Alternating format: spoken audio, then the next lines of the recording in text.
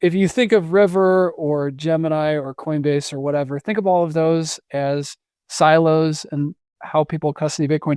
If some sort of compromise were to come into the Bitcoin ecosystem at the private key generation level, that could create an incident that could set Bitcoin back by 10 or more years, because it would be almost indistinguishable from a protocol compromise, and that we would be talking about Bitcoin being hacked again and not individual custodians being hacked. So I think we need to decentralize how people do Bitcoin custody as much as possible. And what better way by leveraging private, freedom-preserving open source software.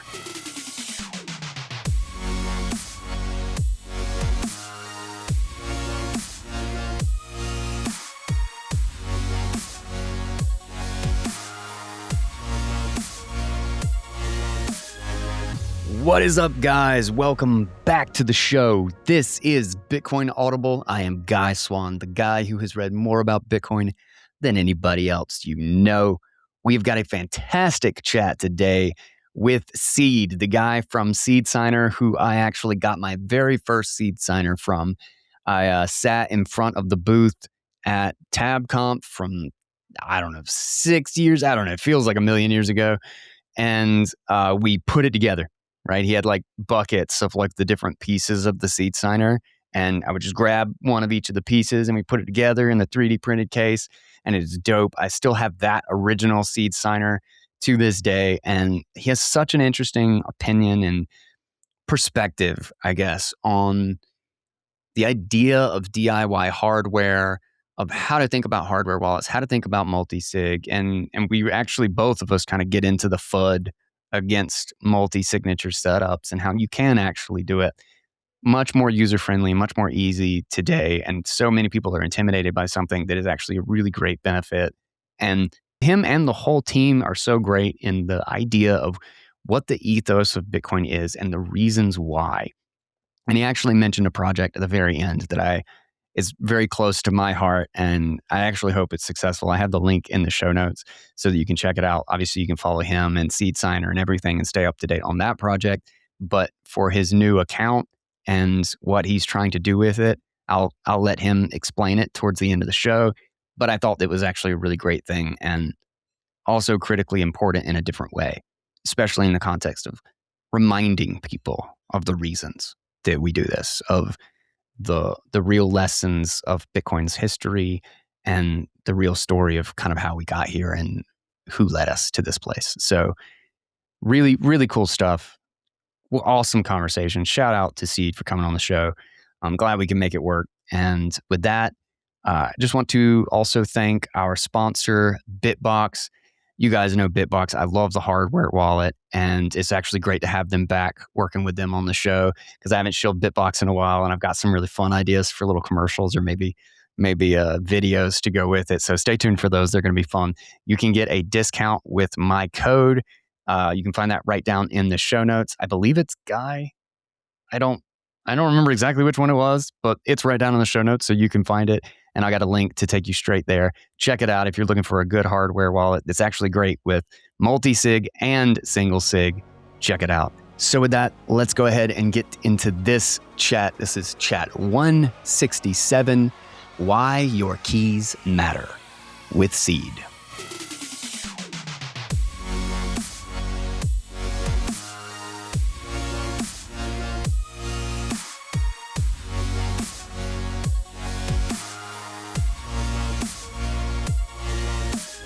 Really, I wanted to start out, get your background, because, I didn't know you would be somebody who would frame up your whole basement, and, what got you here, what made you want to build the SeedSigner, all of those things, because I don't really know much about the backstory.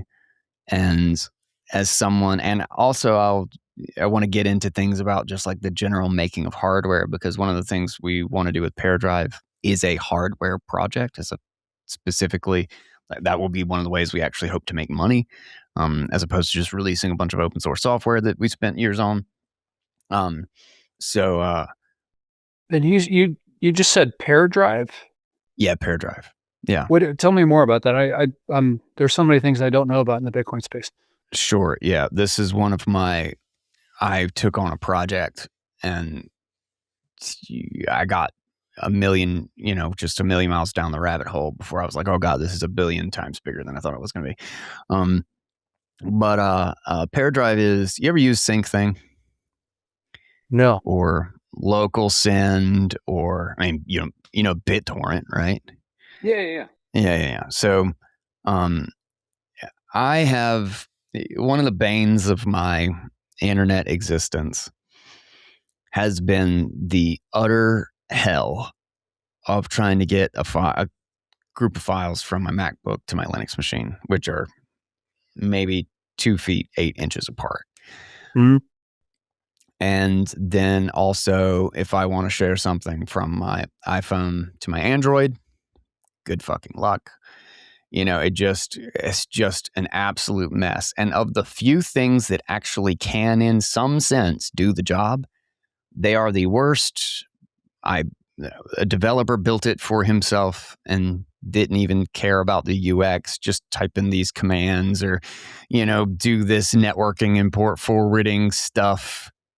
SCP and all that kind of stuff. Yeah. It's always a mess. The number of times that I've been like, this is a super pain, and then somebody on Nostr be like, why don't you set up an FTP server? It's like, dude, no, I don't want to do that shit. What the hell's wrong with you? And I have always felt that sharing files around should be fun. Should not only be fun, but it should be stupid easy. Like, nobody, if you send somebody a link to a web page, they don't send you back a text asking what to do or how to get to it. Files should have that same thing. This is like the whole purpose of the internet, is to just get file from A to B. And it just comes in a bunch of different packages. Well, so we took on that task. And the application that we are trying to build to kind of like showcase all the things you could do with it is PearDrive. But the kind of the heart of it is called PearCore. And it's kind of an engine to obscure away all of the complication, right? It's like, and it's kind of built on this primitive called a space. The technical stuff doesn't really matter, but except the fact that it's, peer-to-peer, encrypted by default. You've got multi-peer, like asynchronous discovery and download. Basically everything that BitTorrent has, except that you're creating these little tiny private networks that we refer to as a space. And you can kind of think of those as more of like a group text chat or something. And they can actually be massive, or they can be tiny and private. And so it's kind of like one base idea, and we're also kind of leveraging Nostr at the same time to kind of give it that social feel. But when when somebody shares media, they should see their media. When somebody is looking at moving stuff between devices or friends, they shouldn't see networking stuff or IP addresses. They should see their friends. They should, and so like that's the idea. We built an engine to obscure it all away, and then we're building an app on top of it. And in the XKCD of like, oh, there's 14 standards, we need a 15th. Spirit. We've created, basically the thing amounts to an agnostic protocol for how you do file delivery, but in building connections and groups. And so if anybody else builds on top of it, it will be compatible. So like you could build an Audible app or a podcasting app that connects to my private PearDrive folder in my home. So you could very, very easily build a kind of decentralized Plex on top of this with like a group of your friends. And the idea is that like, oh, well, you just use RPC calls and you build a web front end and that's it. So it's been a very long running project, but in the context of hardware, we want to build and sell the easiest no setup NAS that has ever existed. Mm-hmm. Sure. is that you get a box, you stick it in your home, you plug it into power, and then it comes up. There's a little screen on the front, and it says connect, and you hit connect, and there's a QR code, and you scan it, and that's your NAS. Yeah. And so we're getting there. I'm shocked at how many of the primitives we've solved. And every time something got complicated and turned into key derivatives and multi-sig, we were like, no, just make it fucking stupid. Just make it. Nostr just signs stuff. Just make it a list of signed stuff. Like, I think so far, like where we are right now, I think we really have all the pieces in place, and it's really just kind of like making sure it really does scale to the size that we want it, and that things don't break when you have 100,000 people in a group or something like that. But I don't know. I'm excited about it, and I think it's got a massive amount of potential, and genuinely, I mean, I'm not trying to blow smoke up my own ass, but like nothing like it exists, because all the people who can build this stop before it's done. They build something like Sync Thing, and they're like, "Oh, this is a product." And I'm like, "No, you didn't. You just proved that you can do a thing. Like that's like building a hammer and think here's a house for people. It's like, well, no, that now people have to use the hammer, and that's annoying. Like build them a house, So anyway, that's PearDrive. I'm selfishly curious if you have thought about or have any plans to integrate payments for files into. Oh yeah, fucking this thing. Yeah. No, yeah. 1,000,000%. Yeah. We'll probably use Breeze SDK, but Zaps are. This is why the only reason we're using Nostr is because Zaps are taken care of. Like we didn't want to build anything that we didn't have to build, and so the reason Nostr keys are derived from the same seed for the network keys or the peer-to-peer connection keys is purely because we get Zaps, we get likes, we get public notes as well as private notes, and like we're basically leveraging Nostr for solving a bunch of problems that we don't have to build. So 1,000% there will be pay for files, there will be tipping files, there will be tipping friends and liking friends files and all that good shit. Yeah, you might actually bring me back to Nostr if this all materialize. Well, see, the thing is that it won't even necessarily, you can use it without Nostr. Nostr is just kind of like the social communication medium, but you could publish things publicly. But otherwise, you could use it entirely in PearDrive. Like that's why I don't think about it as like people might hear about Nostr in it while they're using PearDrive, but they don't have to, or they don't even have to care about it. It's more just like we're using Nostr as a public directory. It's like a giant phone book. That's something I still have trouble wrapping my mind around. Is like everybody says that social media is just the first app for, I call it Nostr, but and that there's all of this other stuff that can be built on top of it, decentralized GitHub and yada yada. Now, I probably just don't understand enough about the fundamental architecture of it and why that all makes sense. And I don't know. I don't know. I think about it more than anything as great example is Lynn Alden. I was working with her on a very simple project of she had this little audio thing that she was doing, and she wanted me to edit and master the audio for her. And I was like, yeah, throw it over. I'll knock it out in a couple of hours. And one of the things was she had a couple of flubs that she made in the audio, and I couldn't edit one of them or a couple of them together. And so I actually had like a simple thing, do a sampling to train an AI on her voice or whatever, and then I read it and converted it to her voice, and then used those 3 middle words to like splice in. Beautiful splice is great. It's perfect use for AI. But anyway, I had fun. Did all that, and then got back to her, and she was like, "All right, how much?" I was like, "It doesn't. It's whatever. Pay me 50,000 sats or something. You're just not a big deal. Only took a couple hours." And she was like, "Okay, you mind if I just zap you?" And I was like, "Sure." And so she just went to a post on Nostr and zapped me. And then both of us kind of had a little bit of an aha moment sometime later about the fact that I didn't have to send her an invoice. Like she just had me in this public registry where she knew it was me, and I didn't have a website that she had to go make a BTC pay for. She literally just went to Guy in her social graph and said pay guy. And we did business over that. And so like the big thing that like kind of hit me then was I started thinking about Nostr as a public, it's the yellow pages of public private keys that will allow contact and payment. Like that's really the big unlock. And that's funny enough, that's kind of what we're using it for with PearDrive. And it obviously that allows social because you open up a network and you have all these different events and that sort of thing.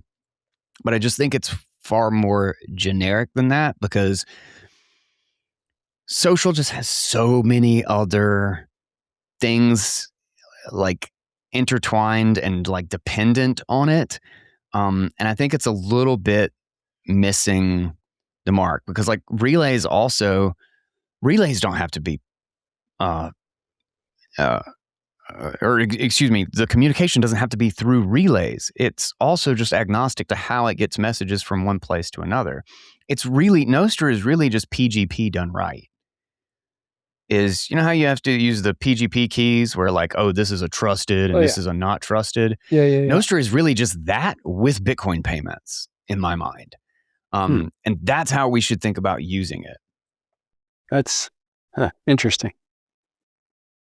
And it does it so well actually that it fixed that problem without actually thinking that it was fixing that problem. Like in hindsight, it was like, oh shit, we gave everybody keys and created an environment and a social graph so easily, trying to make a social network that we actually made the PGP key publishing not horrible, not a horrible, stupid experience that nobody's going to use. Yeah, because that's always awkward. Yeah. No, it interests me like in two separate kind of areas. One is I'm a 3D printing geek and love it.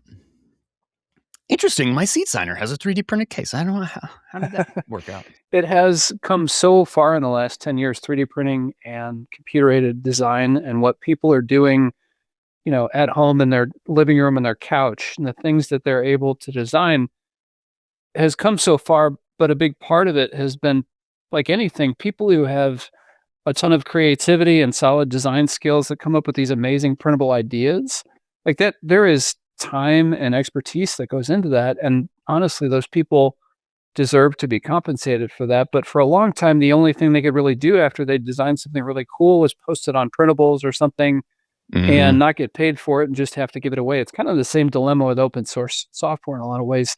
And I think a very simple monetization platform, these people that are amazing designers can post things. And in the end, what they need to deliver is just a binary file that's not even any significant size, but that's the secret sauce that enables somebody else to, recreate this amazing thing that they designed.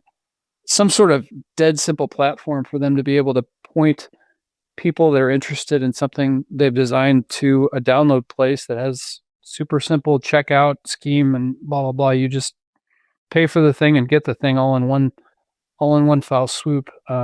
Yeah, I think there's a huge need there. I'm hoping that we have a solution for that.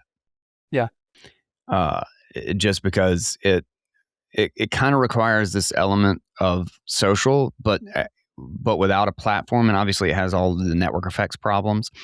But the reason why I think a PearDrive could actually be a sustainable solution to something like that could build its own network effect is because you're already going to be using it.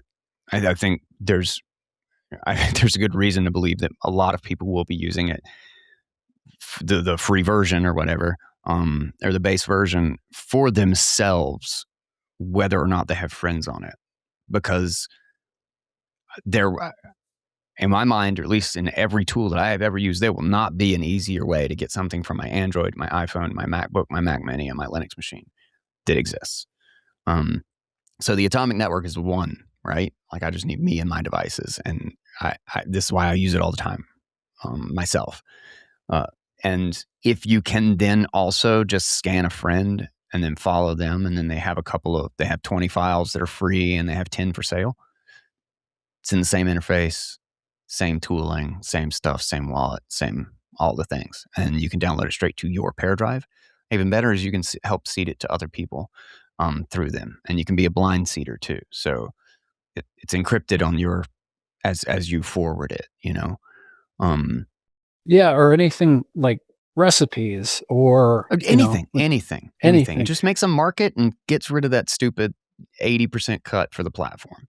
I think paywalls honestly get a bad rep. And it's surprising to me that some sort of pay to download model has not taken off in podcasting. Yeah. But like, I think somebody with a big platform just needs to have that kind of Joe Rogan moment where they're saying like, F it, I'm going to Spotify, or F it, I'm going to the first 10 minutes is free. And if you want to download the whole episode, it's 20 cents or whatever. I don't think it has to be $1 or anything high, because in aggregate, like people that, the people that have, that are doing things at scale, like can charge a tiny amount per individual and still do just fine for themselves. And the market will work out what the fair price for a podcast episode is. But this comes from somebody who is just disgusted with the ad revenue model. And I'll apologize in advance because I know you probably have sponsors. Dude, I know. I hate it as much as you do. Trust me. The SeedSigner project has kind of been a victim of... This show is sponsored by Bitbox. Sorry. It's something that has just fought tooth and nail to get traction and adoption in the Bitcoin industry, when there are 24 other things that are willing to pay a lot of money to a bunch of different platforms to get the mind share of the Bitcoin space. It's admittedly like a personal thing with me, but I think the monetization of podcasts is still an unsolved problem. It's kind of like, it's basically the equivalent of reading and wanting a recipe for fried chicken or something, and you go onto the internet and every single recipe that comes into the top 100 search results is some scammy website that is way more concerned with showing you ads than it is actually giving you the recipe. And you have to click through all this stuff. And even when you go to the print only version, now there's still ads in it. And it's just like, I would just pay 50 cents for this thing. And even worse is that it kills natural discovery, because like you go to all the search platforms and all of the big people and the big things are all just trying to get the same examples in front of you from all the different things, because of the search engine or the platform and the advertiser, the one trying to be in front of you, are working together at odds to what you're trying to achieve. Like you have a principal agent problem where their goal is not your goal. And their goal is to get you to see the ad. Your goal is to try to find a good chicken recipe. And Google's goal is to keep you there and searching or finding exactly the chicken recipe that they want you to find that's going to pay them the most. So in that same sense, like this is why I think some form of essentially a protocol, like some decentralized alternative, actually has to be where the internet goes, or we lose this concept of the free internet, the open internet entirely. Everything's going to have to be KYC. Everything's going to go through platforms. And so you should search for chicken recipes first in the 2,000 friends that you have. And you should see what of your 2,000 friends, somebody in your 2,000 friends has a chicken recipe. And like, they should be kind of like your first pass out into the web. Yeah.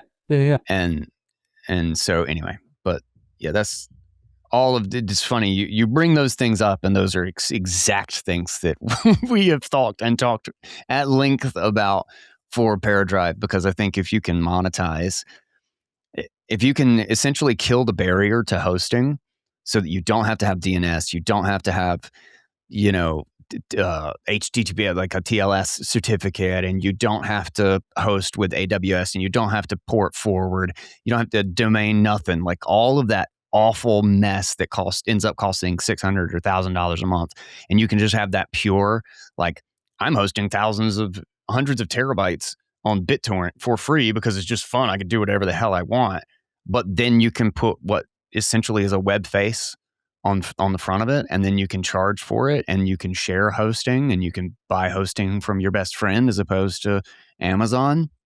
Like if you crush that barrier to entry to 98%, just getting a hard drive plugged in and a decent internet connection, and then you can monetize it, and you have keys and authentication and encryption and all that stuff. And you make the environment fun so that people don't know that those problems are being solved. It's just like file sharing is just easy again. I don't know. I think there's just if I was a VC, you have me sold. I'll just write the check right now. I suspect that's what like Lynn Alden found too. But file sharing is actually kind of an interesting segue into my background. Well, let's go there. I don't know if we've started the show. I'll figure out where to cut into this to start publishing the recording. But what's your background? Because this is one of the things I really wanted to dig into. And how does that relate to file sharing?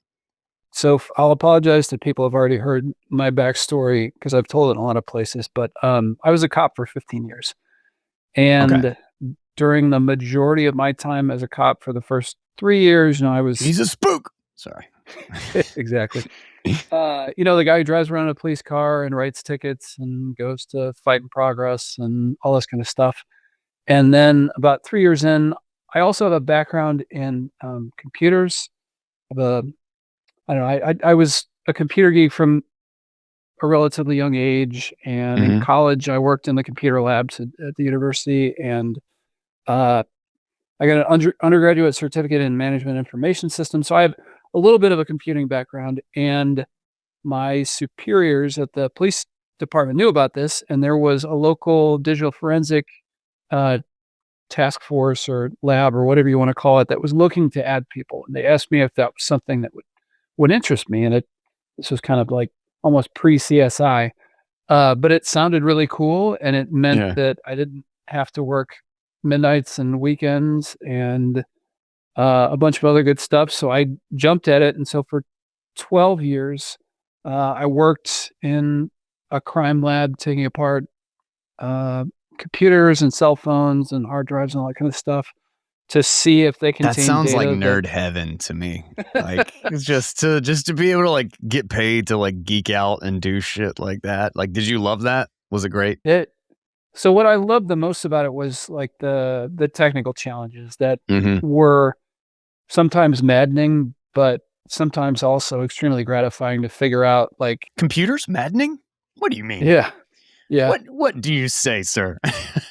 Somebody brings you like a server with an 8-disk array in it, and according to good forensic practice, you can't just turn it on and try to log into it, obviously. So you have to image all the hard drives and then try to figure out how to reconstruct the RAID that they're configured in, and then figure out how to virtually boot that data set so that you can check out the environment, all that kind of stuff.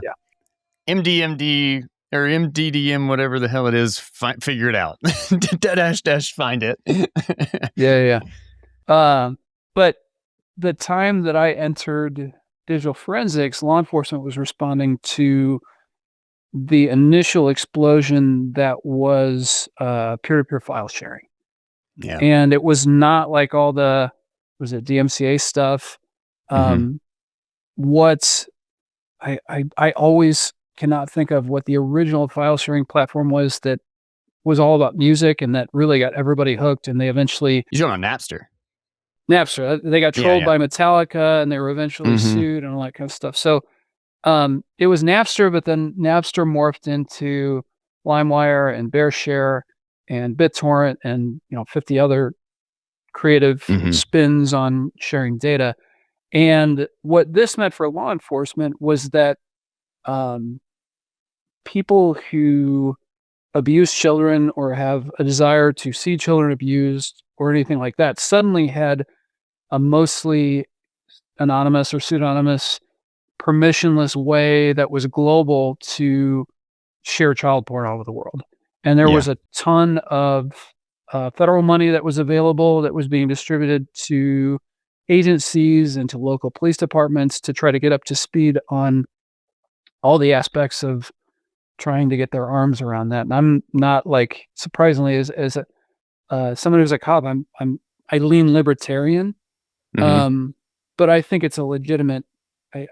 A lot of people who have been cops for many years inevitably have things that they were involved with that they didn't feel good about, and there's this kind of element of I was just doing my job kind of thing that comes into it. Yeah.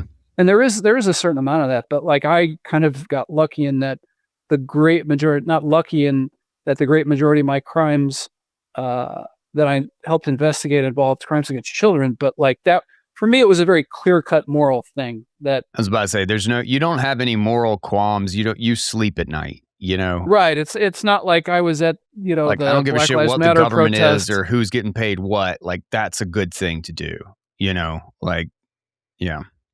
Right. It's the ultimate like libertarian dilemma because they want everything to be self-organized and not involve the government. Like, but ultimately, if you hear what sounds like your neighbor beating his wife, like if you're not going to go over and kind of figure it out, you need somebody you have to call to figure it Yeah. out. Yeah. So anyhow, that was kind of like my law enforcement career, and it was forensics is kind of its own special discipline where I think I joked before about needing to be like a mile wide and an inch deep on a lot of different topics. And you have to know, you basically have to try to be an expert in the variables that are involved in that particular case that you're investigating. So if it's a LimeWire file sharing case, you have to be an expert at, you know, how to recover potential search terms from someone who's using LimeWire and Hmm. file downloading artifacts. And what does it mean that this file actually exists on their system? Did they look at it? Are there operating system artifacts that show that like there was a link to it on their desktop or it was in their recents folder or Hmm. all this stuff that you kind of use to build intent that it wasn't because there's legitimately people who accidentally download things that they shouldn't download and they regret it. Yeah. And if people are going to be prosecuted for this kind of stuff, you want the worst of the worst and the people who are intensely seeking that out or creating it or trying to distribute it or whatever. Um, so for me, like the first 2 years of being a digital forensics, and probably more than 2 years, but the first few years was like drinking from the fire hose because there was all of this stuff that, when I had studied management information systems, they glossed over as kind of like a theoretical exercise like binary counting or NTFS file systems are stuff that you had to like really go deep in for some of the cases because ultimately, you're when you do an examination on media and you write a report on it, you're setting yourself up possibly to be sitting in front of 12 people who weren't smart enough to get out of jury duty and being cross-examined by somebody who's being paid a lot of money to make you look stupid. So you Hmm. have to like really dot your I's and cross your T's and understand what you need to understand at a low level so you can regurgitate what hexadecimal encoding is on the standard, all this kind of, or how cellular networks function or all this kind of stuff. But it was at the forensic lab that I first encountered Bitcoin.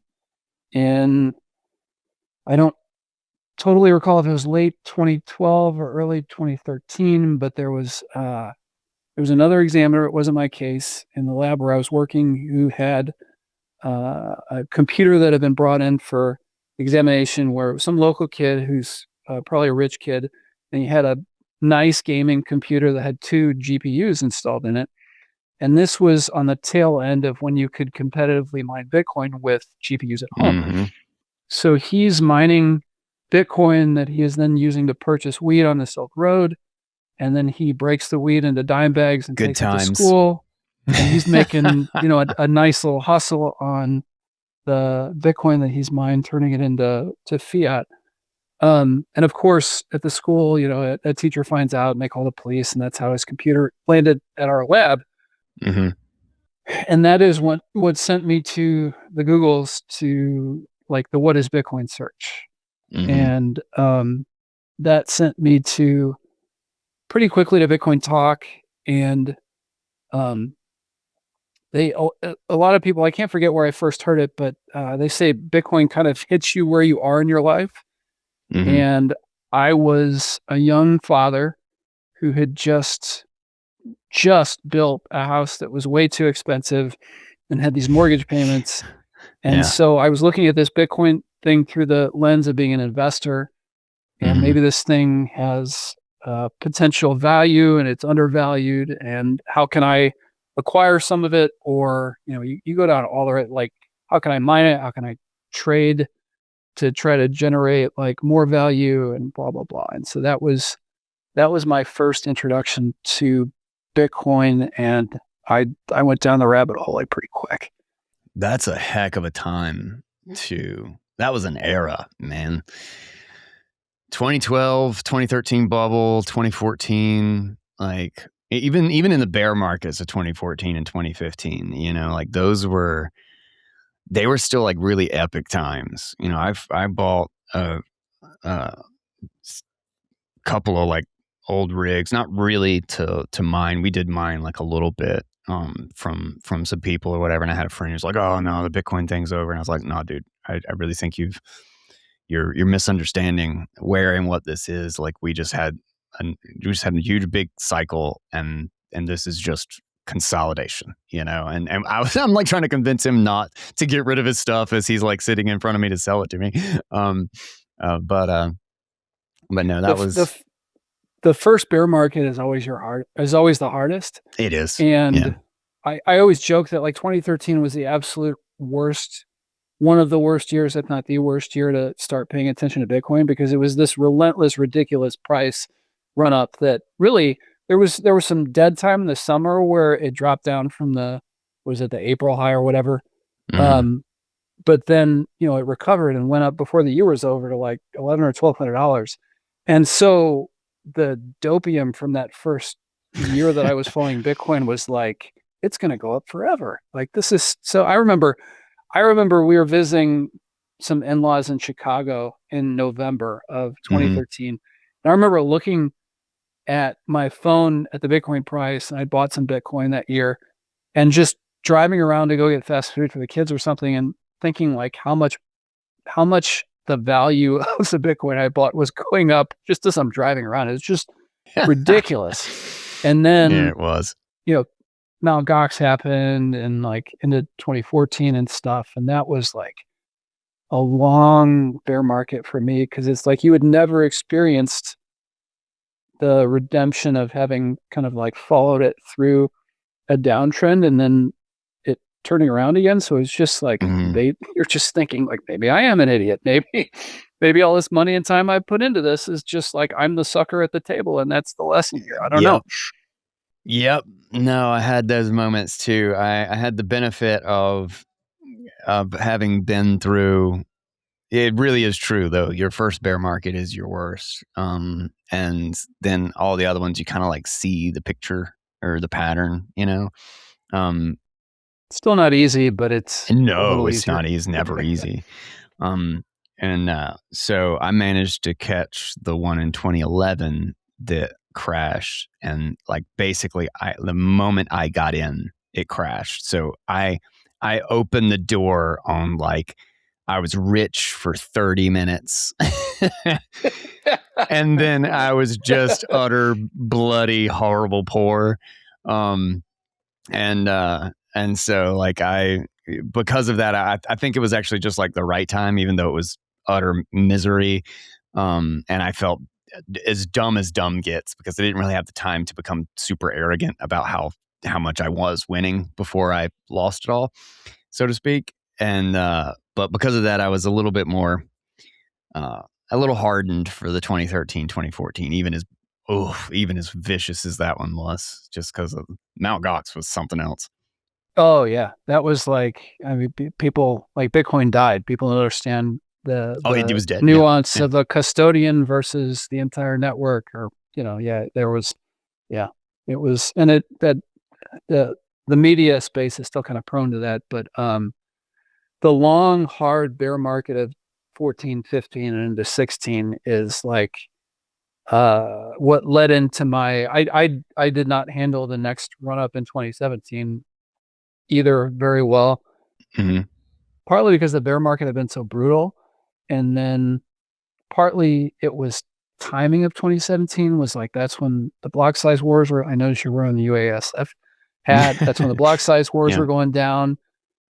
And I had some amount of paranoia that, yeah, it's one thing if Bitcoin Cash splits off, but then if the network fragments like 30 times, I had anxiety that the whole thing is going to lose its value proposition because it just kind of keeps splitting apart into smaller and smaller pieces. There wasn't this clear, like, if you're that worried about it, just hold your private keys from all the forks and one of them is going to win. Like, I thought maybe the whole thing isn't going to win. And then early in 2017, the amount of Bitcoin that I'd accumulated over the previous years was creeping up to the point where the total value of it was equal to paying off our mortgage. And the idea of having a debt-free life, or mostly just about all debt-free life, like that was really, really appealing to me. And then you sprinkle in, like, my work with crimes against children was starting, well, it had been for a long time grating against me personally.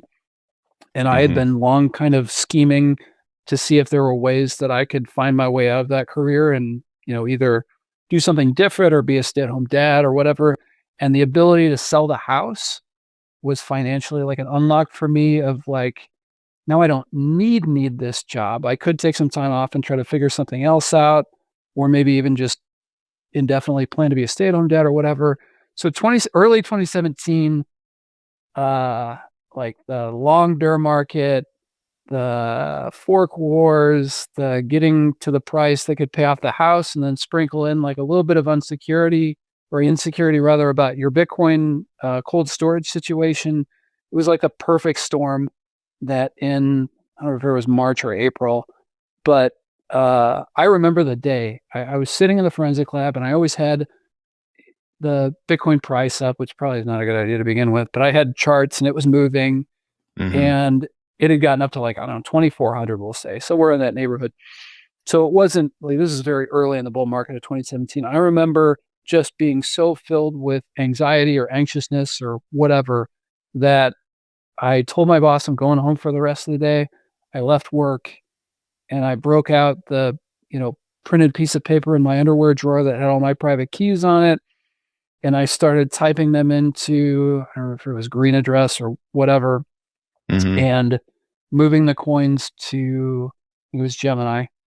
And like there is, it was just so clumsy, so painful. There's probably like a minor blip on the charts today on Gemini because I just like market sold everything. I wasn't even smart about how I sold it. Like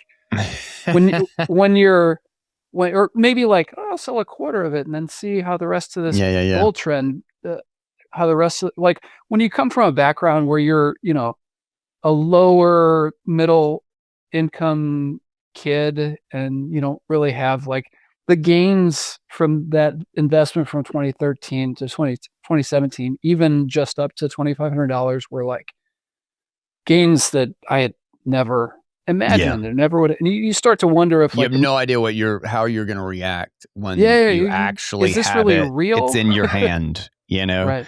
Yeah. Until you have the amount of required zeros in your bank account that is greater than your mortgage, like it doesn't seem real. And so I clumsily panic sold everything, and I have some regrets about it, but if I keep perspective and I'm honest about it, had I not panic sold all that Bitcoin, the reality of having a debt-free life and having the opportunity to start thinking about exiting my career. And after I did exit my career, the years that I had at home with the kids and really gotten to be present with them and engage like in their lives, especially during COVID when everything was so crazy, all that stuff wouldn't have happened. So like, do I wish I would have waited even just 2 or 3 months longer before I panic sold everything? Yeah, that would have been nice. But fortunately, like in 2018, because for the rest of 2017, I didn't want to hear about Bitcoin. I didn't want to think about it because every time I saw the price, it was just like, it just hurt. How much gain I had missed out on. Mm-hmm. But in 2018, I started like getting sucked back into some of the same podcasts, and I found my way back to Twitter and like started getting back into Bitcoin. But this time it was like I was still interested in number go up, but it was also for more ideological reasons. That was the period of time when the national debt was noticeably starting to ramp up in Mm-hmm. America. And you start to think about like, my kids are getting older and what kind of future are we leaving for them in terms of, our nation and me personally, what, Yeah. what, what can I help to, I hate this term privileged. Like they talk about like how people come from privilege, and Yeah. it's one of those things that there's like a kernel. You understand what I'm talking about? Like when people like not white privilege, but just like I come up from a privileged background, or that kind of Yeah. stuff. Like that it's something that's a kernel of truth, but that people totally distort. Like privilege is really your parents, your grandparents, and the people that came before you working their asses off and making sacrifices so that their kids Yeah. and their kids could have a little bit better life. Like that's at its core what privilege is. Mm-hmm. And they try to mix race into it and all this kind of stuff. So that's total sidebar. But like you start thinking about like, what am I going to leave for my kids? Like, what kind of world is it going to be? What kind of can I help set them up to make their lives easier and all of it? So that was my path back into Bitcoin. And part of that path was so in 2019, I left work and embarked on being a stay-at-home dad. And I had like the fall of 2019 was like epic because I was taking the kids to school every day and I had time to explore things that I was curious about. I was like trying my hand at woodworking, something I'd been curious about for a long time, but didn't have, the Nice. time to put into. And there are a bunch of other things I was curious about kind of dabbling in. And then the spring of 2020 hit, and that was a COVID spring. And it was like I went from this idyllic fall of taking the kids to school and picking them up to like all three kids are at home every day, all day, and we're trying to do distance learning. I'm trying to Oof. I'm trying to shepherd like a second grader through distance learning and sitting in front of a computer when he'd Oh, rather be doing a million other things. oh my God. And we got through it all, but it was like the stay-at-home dad life was like it ended up being much different from the life that I had envisioned when it all started out. But so like the transition as SeedSigner is in 2020, as I'd reaccumulated some Bitcoin and I started thinking about, a long-term Bitcoin setup that I would feel comfortable with, especially given my unique background in forensics and what I know about information security. I've by that time I'd earned a graduate degree in organizational security management, which touches on information security and some things like that. Oh, sweet. What would be That sounds like another great thing. That would be another thing I would love to nerd out on. Dude, just like security from like a big picture point, organizational security, because so much about like there's a great book called The Code Breakers by David Kahn, which I haven't actually read through the whole thing. It's massive. It's like the most comprehensive history of cryptology I've ever seen. I'm Um, gonna have to look it up. it's so good. I hope to do an audiobook for it one day because like nobody else would take the beast on. Um, but I actually have like 3 chapters of it. But it it literally goes back to like the earliest days and like kind of walks through all of the thinking and the threat models and everything and talks about like where like how humans are really the vulnerability, like when you get to the point where the math is just kind of like solid, it's everything around it that becomes the attack vector. It's anyway, like all of it's just fascinating. And I can see like organizational security as being like, how to defend everything around the thing you're supposed to protect as like the layers build out from the key or from the heart of like what the thing is you're trying to get at. And during the time when I went through that master's program, it was kind of, I guess, what you'd refer to as the coming out of the guard shack moment for security professionals. So a chief security officer at an organization, like, first of all, that long time ago, that wasn't a thing at the C level of most organizations. It was just someone Mhm. who managed facility. Sometimes it would even fall under facilities, like managing the guards who would sit in the shacks or, do building walkthroughs and all that kind of stuff. But they were in the process of transitioning from the old model to what was commonly referred to as total asset protection.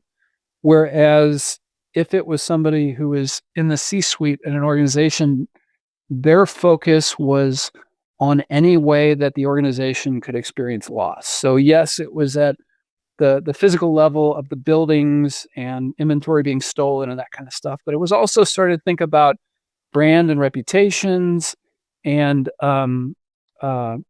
what do they call it? Intellectual property and how you manage that and try to keep it safe, as well as, that was also during the time when we've gotten through the dot-com bubble and organizations are doubling down on an internet presence and they're obviously using email and mobile phones and stuff. And so a lot of it started to become having a high level view of information security and not being down in the weeds of, making firewall rules and stuff like Yeah, that. But yeah. like someone who Yeah. understands the threat environment and has uh, thought about strategies to address some of those threats in the outside world. So all of that was kind of part of my background. I like I said, I was thinking about what would be a way to secure my Bitcoin that with my unique background and perspective would give me more peace of mind.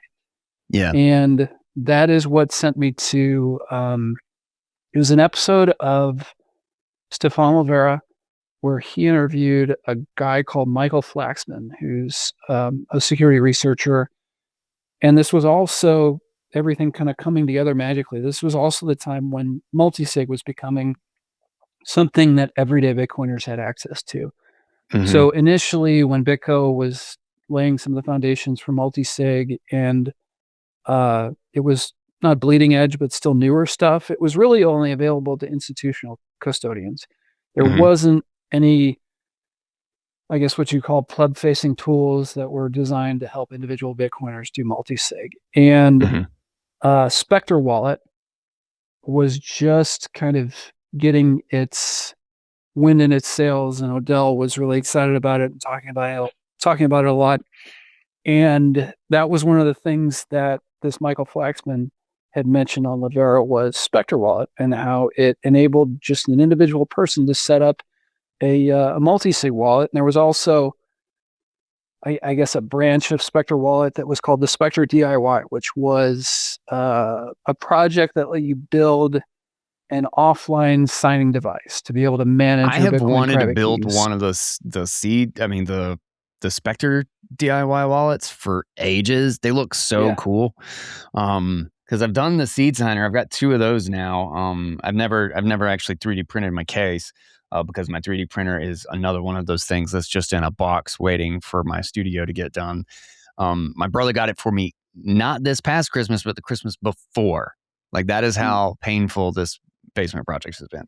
Um, but so I've got 2 of those, but I've wanted a Spectre DIY. They look so dope. They're kind of like the Keystone or the Yeah. um And they're the OG of DIY right? stateless Yeah. signers. Like Yeah. Stefan Snigarov is probably the principal person to reference on that project who's kind of the father of it. Um there's another guy called, I'm gonna butcher his name because he's uh Moritz Weidersheim. Yeah. Just say it with confidence. That's probably super accurate right there. He kind of had the vision for the whole thing, and Mhm. Stepan was the like super smart guy who started putting the pieces together. So Mhm. anyhow, so I'm thinking about redoing my Bitcoin security. I hear about this Spectre DIY thing. I've got a little bit of a technical background, so I order the parts and I build one, and I start just playing around on testnet with Spectre Wallet, and I set up my first multi-sig. And there's this process that I don't know if it was Spectre that pioneered it or if it was Keystone that pioneered it. I've done some research on it. They kind of came into uh, the idea roughly at the same time. So maybe it was independent or maybe one of them borrowed it from the other. I don't know. But this whole concept of moving Bitcoin signatures from an offline device to an online device using QR codes was a revelation to me. And now a lot of signers and wallets do it. Mhm. But that first time I saw it, it was like my first Bitcoin transaction. It was Oh, like yeah. my first Lightning transaction. There was this element of magic to it that just It's like checked perfect. so many boxes for me. And that's what we're doing with like sign-in stuff. It's like, Yep. why are we not, it's so stupid to not like utilize that because it's such a clean experience. And because you're getting the same info, you can still do it with NFC, you can still do it with a link thing, like there's options if your camera isn't available or you're on a desktop or something. But it's still just, it's so clean. And like I want that to be the login experience. And it's so much safer than so many things that The are passwords are still so prevalent, I guess, is just a testament to the Lindy effect and how much Lindy like momentum crazy. certain things have. But it's Yeah, maddening that there are better ways to do it, and it's such a painful right. experience. So yeah, with Spectre, so set up my first multi-sig wallet, experience this QR code thing. That was a revelation to me, and it's like I realized this is how I want to secure my Bitcoin. And I guess the tangent into SeedSigner is that I'm a little bit of a cheapskate, and the parts to build a Spectre were like, I don't know, it's like $130 at the time to buy the dev board that they Mhm. were focused on. And I'd actually been DMing with that individual Michael Flaxman that I mentioned before, and he mentions to me uh, this idea he has to use a specific version of Raspberry Pi Zero that doesn't have Wi-Fi and doesn't have Bluetooth as this secure kind of isolated computing environment where you could create private keys Mhm. because it doesn't talk to the internet. You can use it in a way where it doesn't have a USB connection. It's this naturally isolated sort of Linux environment, and maybe you could use it to create private keys. So I'm again this new stay-at-home dad, and I like projects, and I'm kind of curious about learning to code because I've had a couple classes in Java way back in like 2002, Mhm. but I would not consider myself a coder by any stretch of the means. So I binge watch Udemy videos on Python programming for a week to remember enough about object-oriented programming and just the basic stuff that people learn in CS 101 or whatever. And I attach a screen and some buttons to this Raspberry Pi, and I create this really like clumsy proof of concept, but it actually works. And Yeah. initially, it was just creating the checksum word. Like if you'd picked BIP39 words out of a hat, and Mhm. you need the checksum word, it was originally just to enter the random words into it, and then you would get the checksum word, and you'd have a full private key that was generated offline in a pretty secure way. And then I created another module that would take dice rolls and convert them into a private key.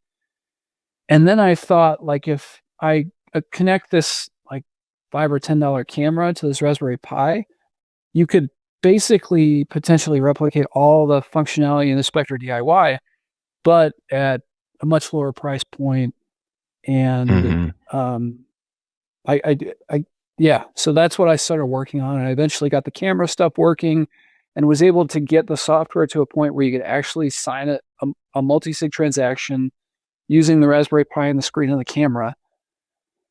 And that was around the time when I had started tweeting about the project, because it was just all of these things are clicking for me because it's inexpensive, because the device doesn't remember your private keys. You can actually use it to manage more than one private key, so you wouldn't have to, if you wanted to start playing with multi-sig, you wouldn't have to buy 3 or 5 hardware wallets.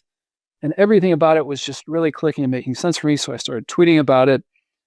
And then in 2021, I went to one of the Bitcoin conferences, the one that was in Miami that year, and it was kind of an epic year because there was this inflatable dome in the parking lot that they had all the floss content in. Yeah, And I yeah. made just a short, like 20 to 25-minute presentation about it in the dome, and ended up meeting like 2 of our key collaborators at the conference that year who saw my presentation, and the whole thing kind of just started to, in small time, Steamroll like from there.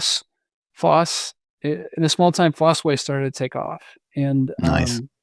a couple other guys who were because my initial plan was like, oh, I'll use this as like an excuse to learn to code, and I'll get better at Python, and the people who had volunteered to help me build it out were just such way better coders than me that I started focusing on other things like, refining the external profile of the device and 3D printing enclosures, and then kind of just becoming a public face for the project and trying to get these into as many people's hands as possible so they could experience what for me had been a revelation.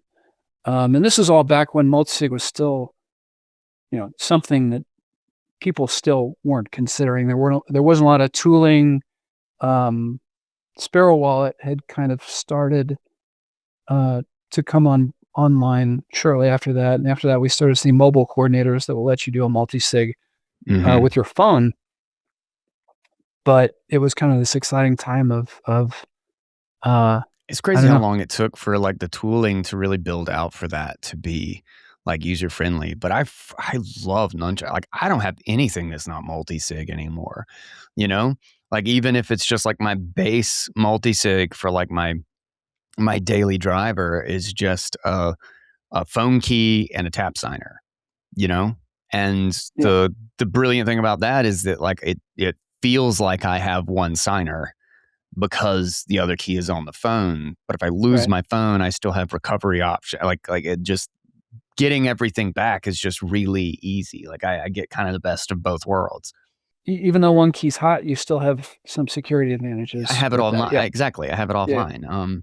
And the tap signer like experience of just being able to tap and then being able to like when I go to a cold card or I do have one with a or I had one with a SeedSigner. It's not got any Bitcoin on it. I have one with a Bitbox, and I have one with a cold card that will scan. And I think I have one. I don't know. I went on like a spree. I have like 12 wallets in this nunchuck or whatever. That some of them are just like test wallets just for fun. And I found it funny because like my immediate thought you said like, so I started playing with it on testnet and I just like, man, I just YOLO in every time. Like I just be like, let me test this thing out. Let me send $1,000 worth of Bitcoin to it and just like play. And like I'm mainnet always, man.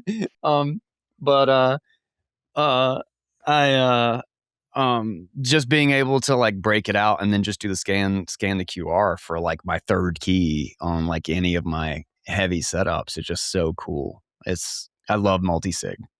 Blue Wall was first to the game in terms of multi-sig and the being able to sign with QR codes, but I really love that Nunchuck did. They put a lot of thought into the different kinds of setups that each have their own advantages and disadvantages.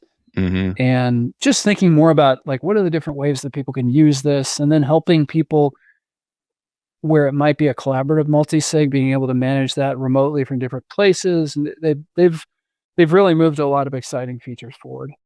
Yeah. No, I've been shout out to Hugo and the team, man. Nunchuck has been a godsend for a lot of my setups and like kind of getting things feeling like super awesome, like on mobile. So shout out to those guys. If you haven't tried out Nunchuck, you got to, especially with anything that's got a screen like a SeedSigner or something. Scanning that QR code, it just feels nice. Yeah, a lot of people don't realize it, but in terms of the whole process of scanning any QR code and then returning QR codes from your device, like mobile phones are actually the best user experience because they have an even better camera in them than even what is in a high-end MacBook or something. The camera scanning is just like it's really really good user experience. Yeah. I'm curious. So what where are you going from SeedSigner? Like what's the company? What's the big picture? Like are you expanding or thinking about like another project? Or are you just kind of like going hard on keeping, because like I feel like the SeedSigner, I mean, maybe I'm wrong. Maybe this is just because I'm like a a retarded, like in the weeds Bitcoiner, but having like a SeedSigner is kind of like that. Like you're not like a Bitcoin OG until you get your SeedSigner, until you have like you put it together thing. So like how roughly successful is a SeedSigner? And it's probably like a cult classic, I would guess. But how do you think about that, and like what y'all are doing as like a group and projects, and thinking about Bitcoin going forward? Because things are changing like a lot all the time, right? Right. And we're in an interesting space with where it's headed.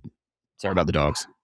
No worries. So I'll just wind back, and you asked where we were going as a company or whatever. So that's something I should clarify about, in that SeedSigner is in no way, shape, or form itself a company. There are people who build SeedSigners and sell them. And I have a little side hustle where I sell SeedSigners, and there's several people in Europe, and there's some in Australia and Africa and South America. But SeedSigner itself is just a volunteer open source software project that does not have revenues or can't do sponsorships and that kind of stuff. Because a lot of people, I guess you can't even buy it on the website. I don't know why I thought, where did I buy mine? Because I bought one. I got one at TabConf. That was through me. We met at that was you. We sat there and I put it together with you. Yeah. But I bought one somewhere. Where did I do that? I thought I bought one online. Maybe I'm wrong. Maybe I'm just mixing it up, and I'm thinking like Crypto Cloaks or something, and like it was like a case. It could have been Crypto Cloaks. I think they just sell the cases, or I have an online shop. Like I said, I might be confusing myself.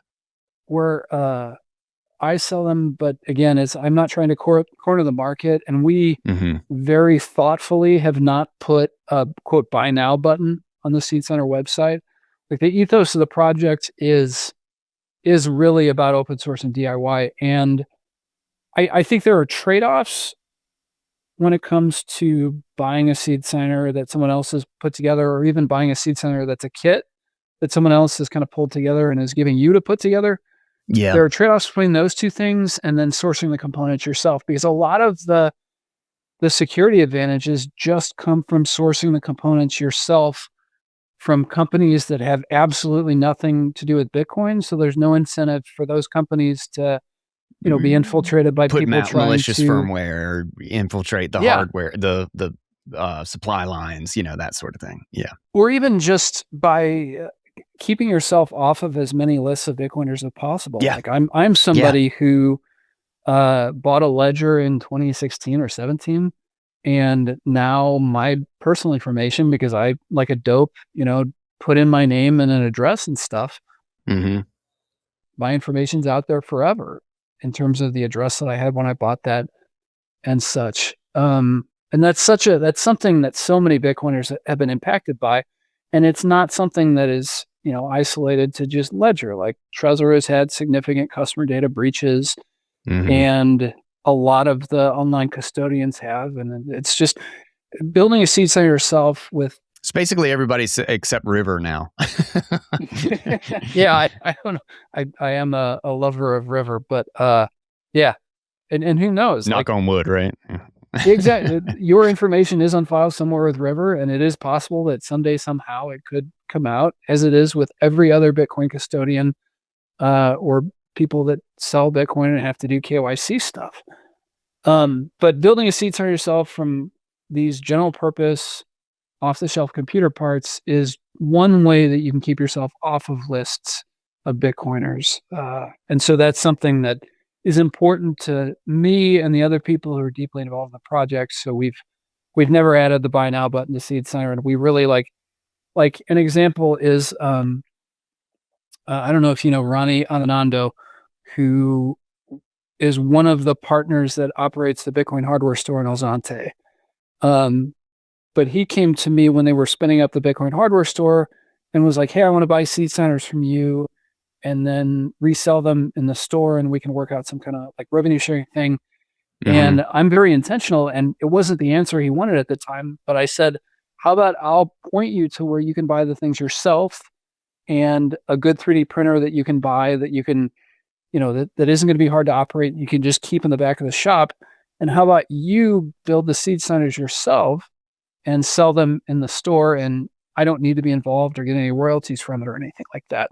And I think that keeps some natural incentives in place, where it's more about supporting the project and the individuals who are writing the software that so many people are getting value from than it is about me trying to, you know, monopolize the supply chain and figure out how to be a middleman and all that kind of stuff, which isn't, because that's not what I'm after. I don't think that's the ethos of Bitcoin.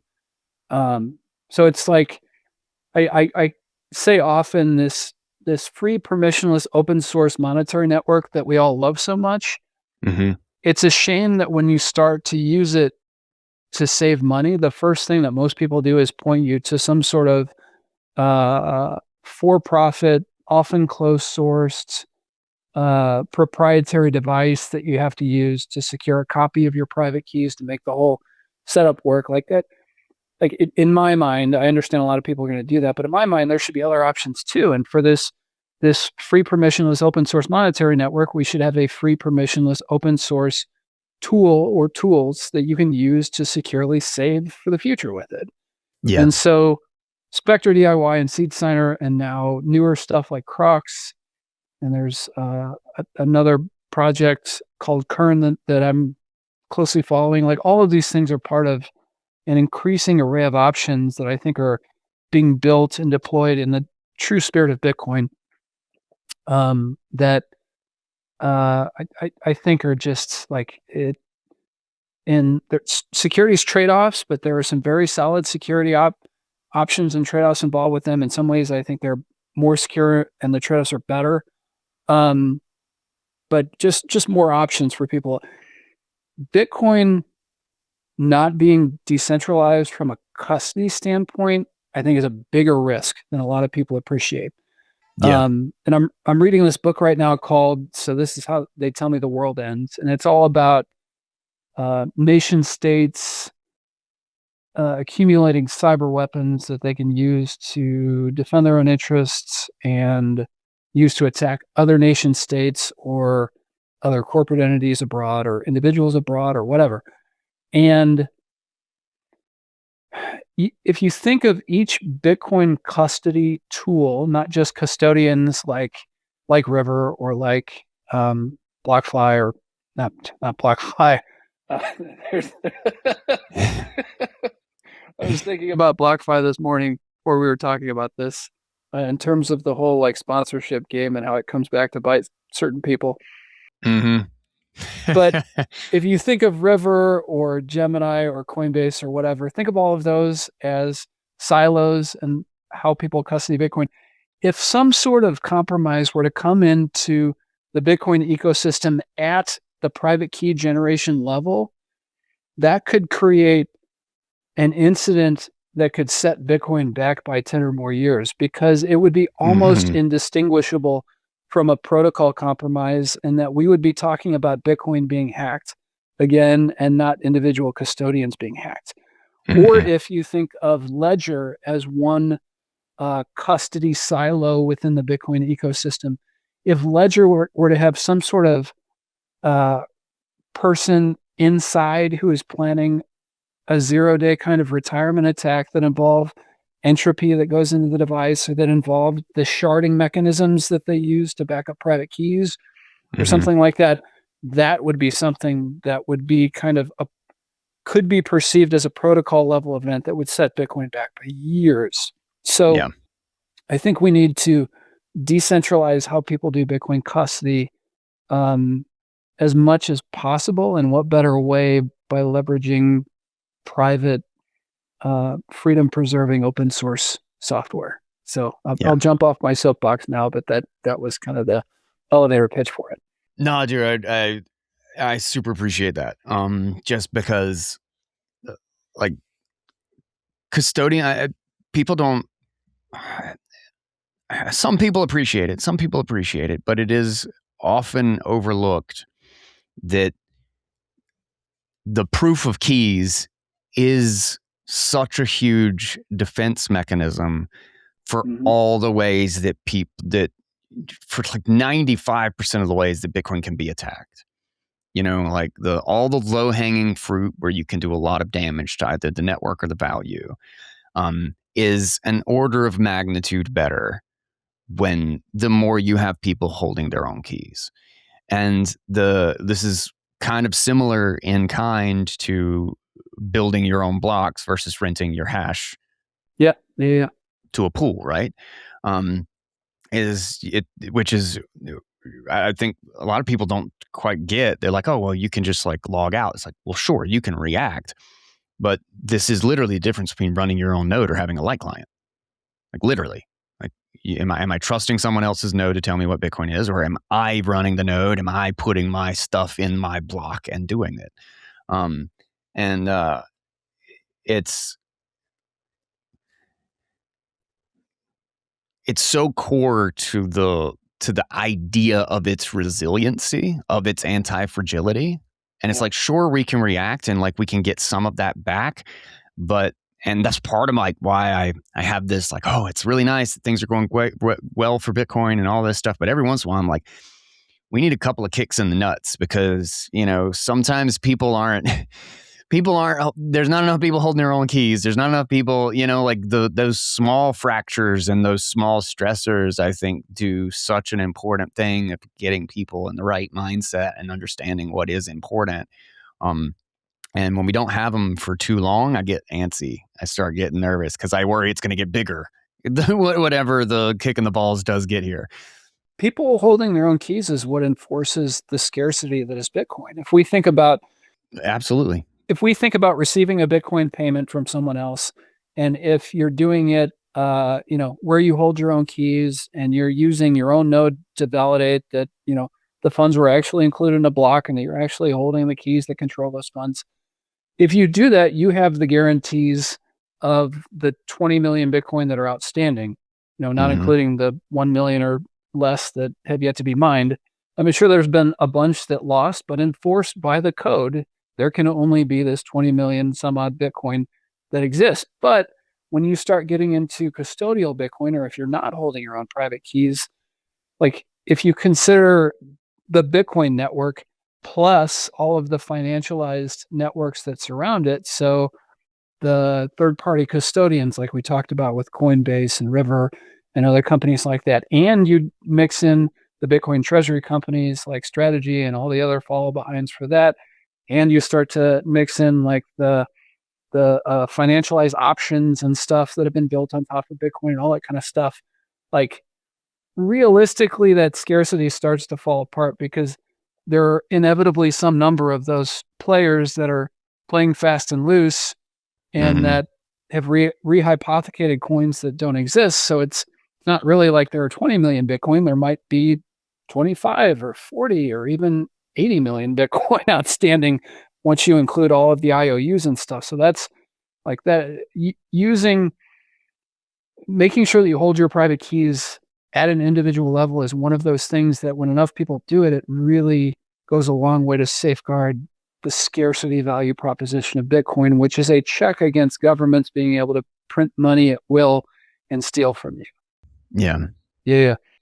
And one of the interesting things about SeedSigner too, and the Spectre DIY and this idea of explicitly like build your own is that,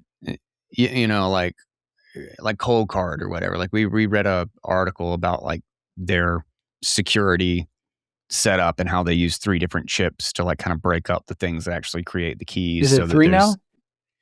Well, it's 2 different chips and then their own just like open thing that they have firmware on, and like those 3 pieces together work together to actually do it. So without all 3 of them, you can't actually recreate it.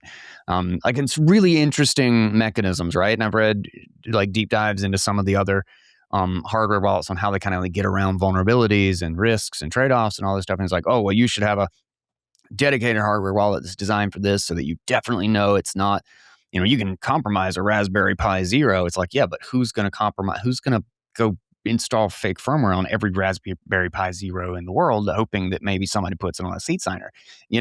Like you're literally doing it yourself. And whereas ledgers and Trezors, you go buy that crap on Amazon, you're like 50-50, you know? You're like, that thing's probably compromised. Definitely don't want to buy one there. Yeah. You always buy directly from the manufacturer. But even then, like, it's a target. It's much clearer what this is being used for. And like you said, you're giving your information over and an address and all that stuff. Which I recommend everybody trying to set up like a very cheap LLC. It's not that much, and it's a really great way to just get that privacy. It's a little bit of a headache, but it's worth it on the back end. It's a setup headache, and then it just goes after that.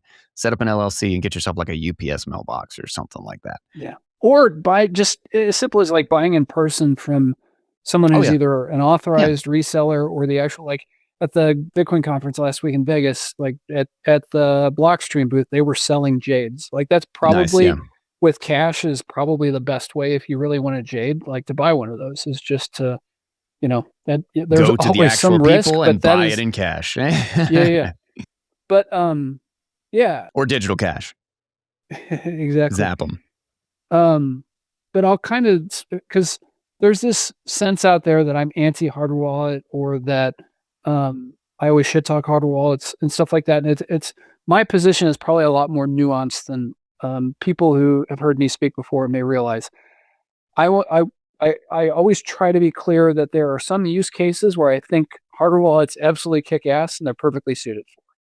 So if let's say you operate a Bitcoin business and you keep some amount of operating funds that you need to be at hand. So you're accepting Bitcoin payments through a BTC Pay server or through Zapprite or whatever like mechanism you do, and then you're taking custody of those funds, and then maybe you're lucky enough to where you can pay some of your suppliers with Bitcoin, or you can pay some of your employees with a portion of all of their salary in Bitcoin.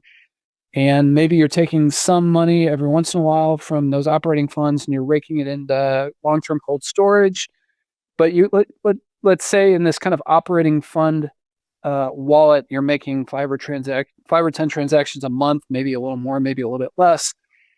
For that type of use case where you want to be self-sovereign and hold your own keys and yet have the ability to use the funds relatively conveniently accessible, I think hardware wallets are a no-brainer for that type of application, to where you can have the ability to sign transactions close at hand. There's a reasonable amount of protection in that if that device gets stolen or it falls into like some random person hand who, finds it or something like that, there are access control restrictions in place that should prevent them from being able to steal your money.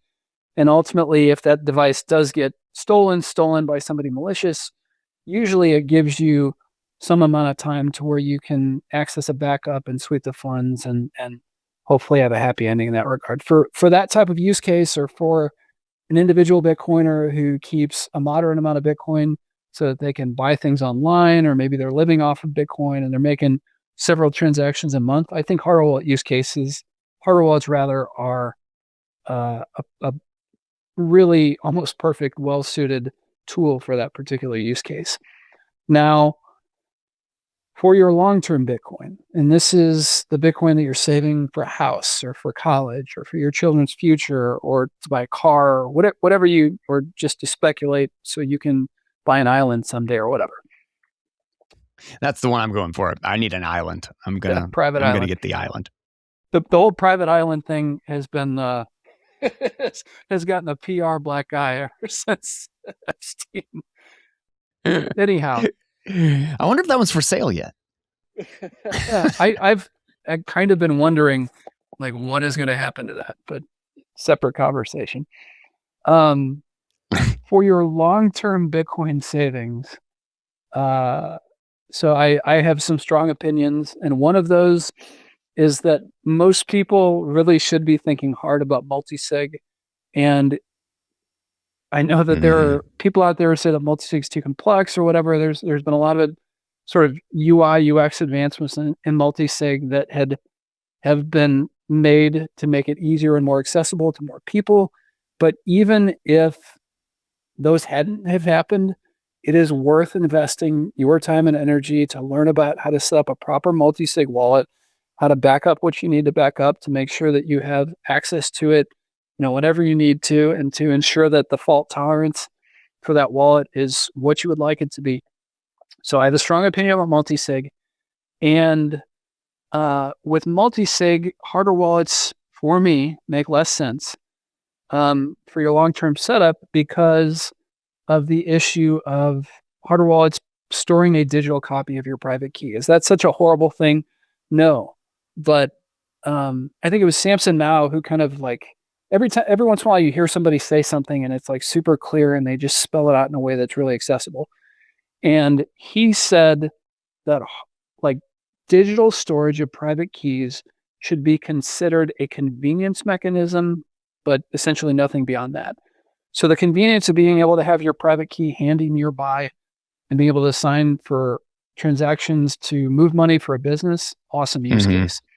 But for long-term cold storage, where this is like you're making 1 or 2 or 3 transactions a year, if that, maybe to consolidate UTXOs or to make, a small to moderate size spend that you want to do or have some operating money, or maybe it's for that big purchase you've been saving up for. But generally, you don't need access to the keys, obviously, to make deposits to the wallet or to just check on the balance or anything like that. You only need access to the keys when you want to make those spends. And they're few and far between for your long-term savings, or at least they should be. For those few and far between instances of accessing your private keys, you really don't need the digital copy, because when you set that hardware wallet up, what's the first thing they have you do? Take out the card that came with the hardware wallet, write down these 12 words, write down these 24 words, and store them in a safe place. A lot of people don't even really understand what those words signify, and they end up storing them with the box the hardware wallet came in, where they're also storing the hardware wallet. Like I talked to a lot of people about cold storage, and that is a very common phenomenon because people just don't understand what the seed backup really is.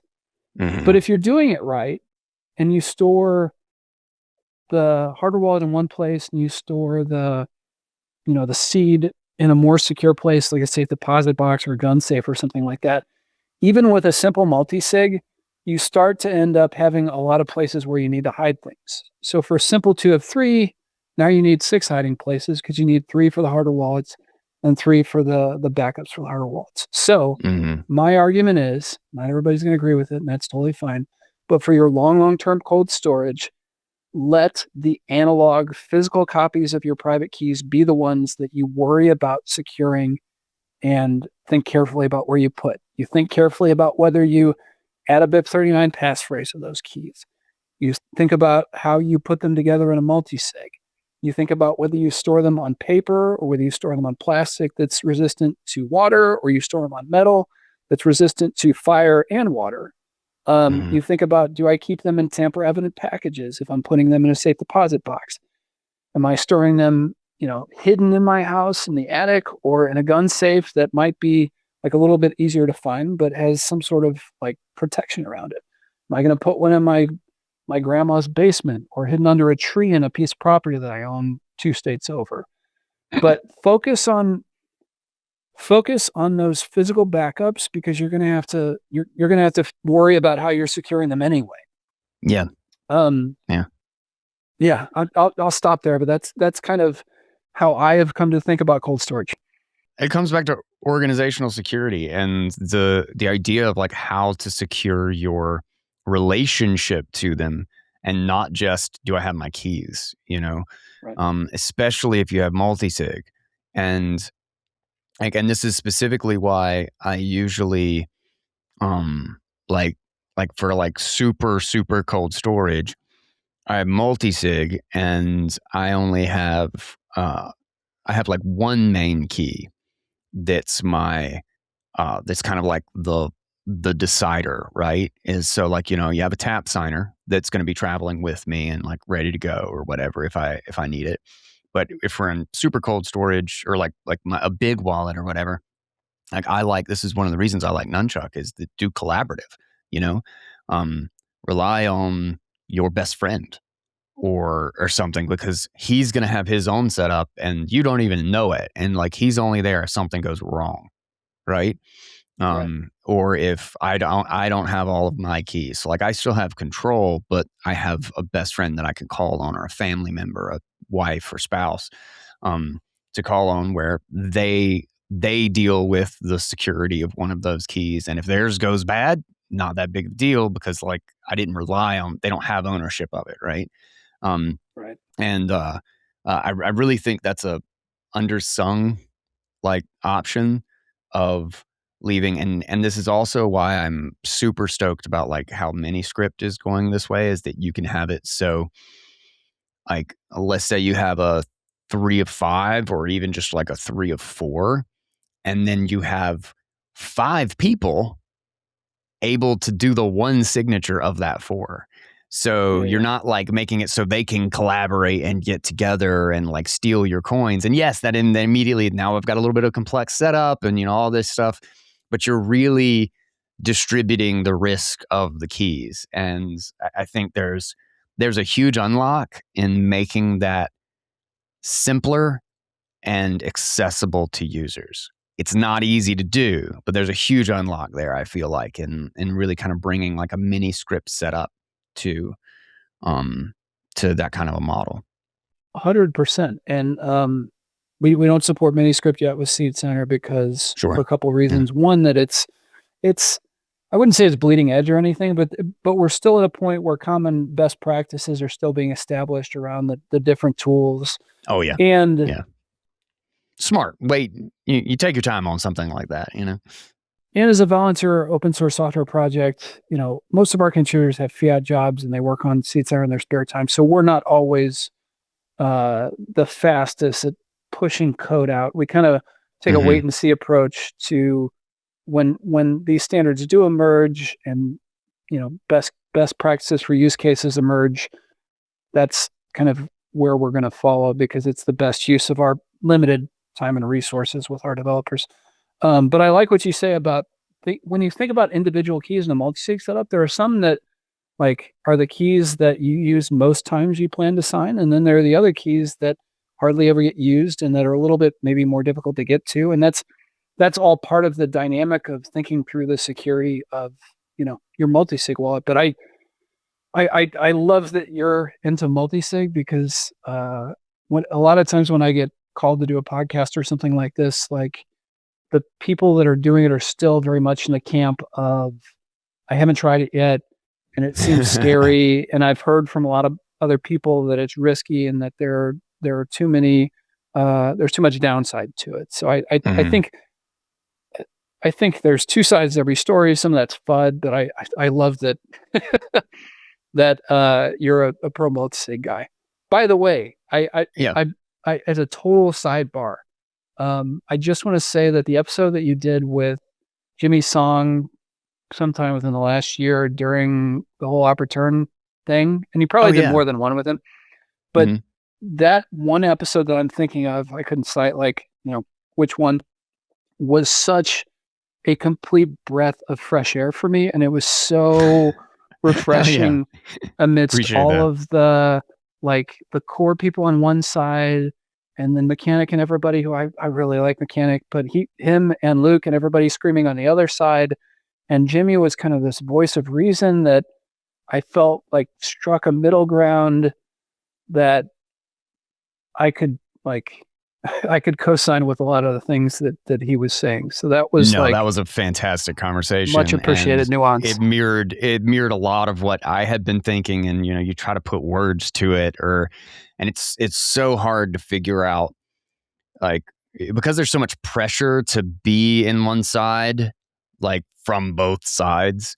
Like I kind of universally, anytime I say anything, it's like to contradict the BIP 110ers or the communists or whatever, the Nazis or the communists. I get it was like, well, nobody gives a shit about your BIP 110. It's like, well, I'm not. I'm talking about this one point. I'm endlessly in both camps because the other side just makes the assumption if I try to say anything that I think is just a sensible reason to counter or add some nuance to something, and it's so hard to even find like, okay, where do things land? And I thought Jimmy had like a bunch of just really great things on like, why does it feel off? Like why, like something's not right here. It doesn't mean that this is definitely the path or the solution or exactly how I should think about it. But also like, I shouldn't just be like, I'm not going to stick my head in the sand and just pretend that something that I feel was really negative didn't happen. Like there's so anyway, but That's I agree. I interesting really with like that episode. that feeling your gut kind of thing, because that's something I joked when we were chatting on Signal prior about being an 80 IQer, and I'm not a deep technical Bitcoiner. Yeah. I understand some things, but they're mostly related to cold storage and managing keys and signing and that kind of stuff. So a lot of it is out of my wheelhouse. But when you are a cop for any amount of time, you exist in this adversarial environment where people are constantly lying to you. And sometimes it's about big things and sometimes it's about very small, insignificant things. And you have to operate in this environment where everyone is trying to mislead or steer you to believe their version of what happened so that they can stay out of trouble or help their friend or whatever reason. And so most cops, not all, but most have a really strong BS detector. And they're able to size up situations relatively quickly. And they tend to get like an intuition or a gut feeling when something is not right, or they're missing information, or seems like they're being misled and stuff like that. And I kept getting that feeling throughout the whole like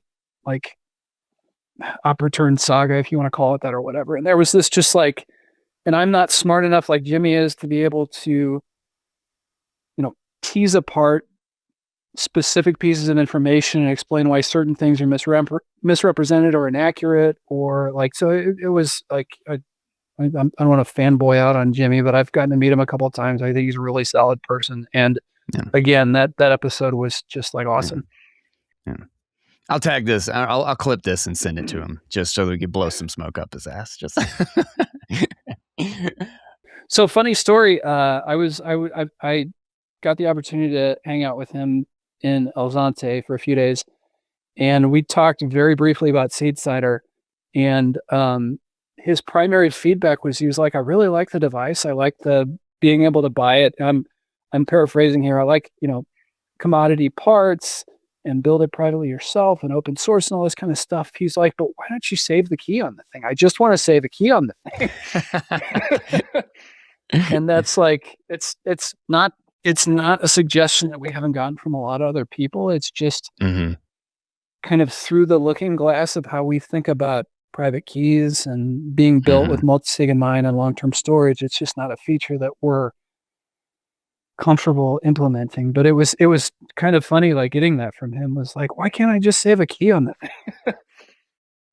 It's amazing how much of a difference it makes in like access. But I will say that the SeedSigner is the first one that finally got me to break down and like do the nerdy thing of like drawing out my own QR code, on the little graph thing, and for the private key. And I think I did it again for, what is it, the Jade that has that or something, maybe. It seems like such a ludicrous idea. But it's kind of cool. This is like I don't know. It does seem ludicrous. It seems crazy. Like I'm going to draw out a QR code. But it wasn't quite as terrible or as painful as I thought it would be going into it. And it is kind of neat. Like it kind of makes me nervous or whatever when I pick it up. It's like a little different from my SeedSigner or my seed words. If I see my seed words, I'm like, I don't know. It's like I don't know. It's like this is digital speak. I got to keep it. I'm more sensitive about like making sure the camera can't see it, And it's funny, but with like OCR being ubiquitous everywhere, like there's actually nothing different. The computer can read any of it, right? Right. Right. But it's interesting. But going back to the thing you were talking about with multi-sig, so in doing multi-sig setups, one of my rules, you mentioned the whole idea of now you have 3 keys and you have 3 hardware wallets. And so now you have 6 hiding places or whatever. This is part of why I think Miniscript could be such a massive unlock, is not only do you like kind of like offload the responsibility of like one of the hiding places, but is to think about it like everything has like a full key's worth of security here. So, and 1 key is technically, quote unquote, safe. Right? It's like if you have 1 key that you can reliably keep private and it's the differentiator between whether or not somebody can sign for your Bitcoin or not, they still don't have your Bitcoin. Um, and one of the things that people talk about as being like this huge trade-off is, having to now I have to save like a configuration file too, right? Because I can create an infinite number of wallets from the same seeds and never Multi-sig find mine FUD. again. I'm just going to say it, multi-sig FUD. It's 100% multi-sig FUD, because not only are there like standard derivation paths, like if you just punch in the same thing, it's probably going to use the same one. But like with Nunchuck or whatever, you just get a BSMS file. I think that's the acronym. But the beauty of that is that the only risk that thing is a privacy risk. It's Exactly. it's not a key risk. It's not anything. Like they can't get your keys. They're not going to like recover anything. It's just they could see your wallet, right? Right. So you don't have to treat that one with as much, I have to lock it away and it can never touch anything or whatever. You can just encrypt the thing and then send yourself an email back up and send your wife an email back up or whatever. Like you could just make sure that that's accessible. Stick a encrypted version of it in your password manager, because that's just not. You just need to make sure that that's always going to be there. So having like 5 copies of that around, not that big of a deal, not that big of a risk. And paper copies in different locations. Paper copies, just print it out. Like, and that is. And that's also something that you can keep with. You can keep the same version of that with every one of your individual keys. It doesn't really risk anything. If somebody gets your key, they've got your key. Right. So you have a bigger problem. Yeah.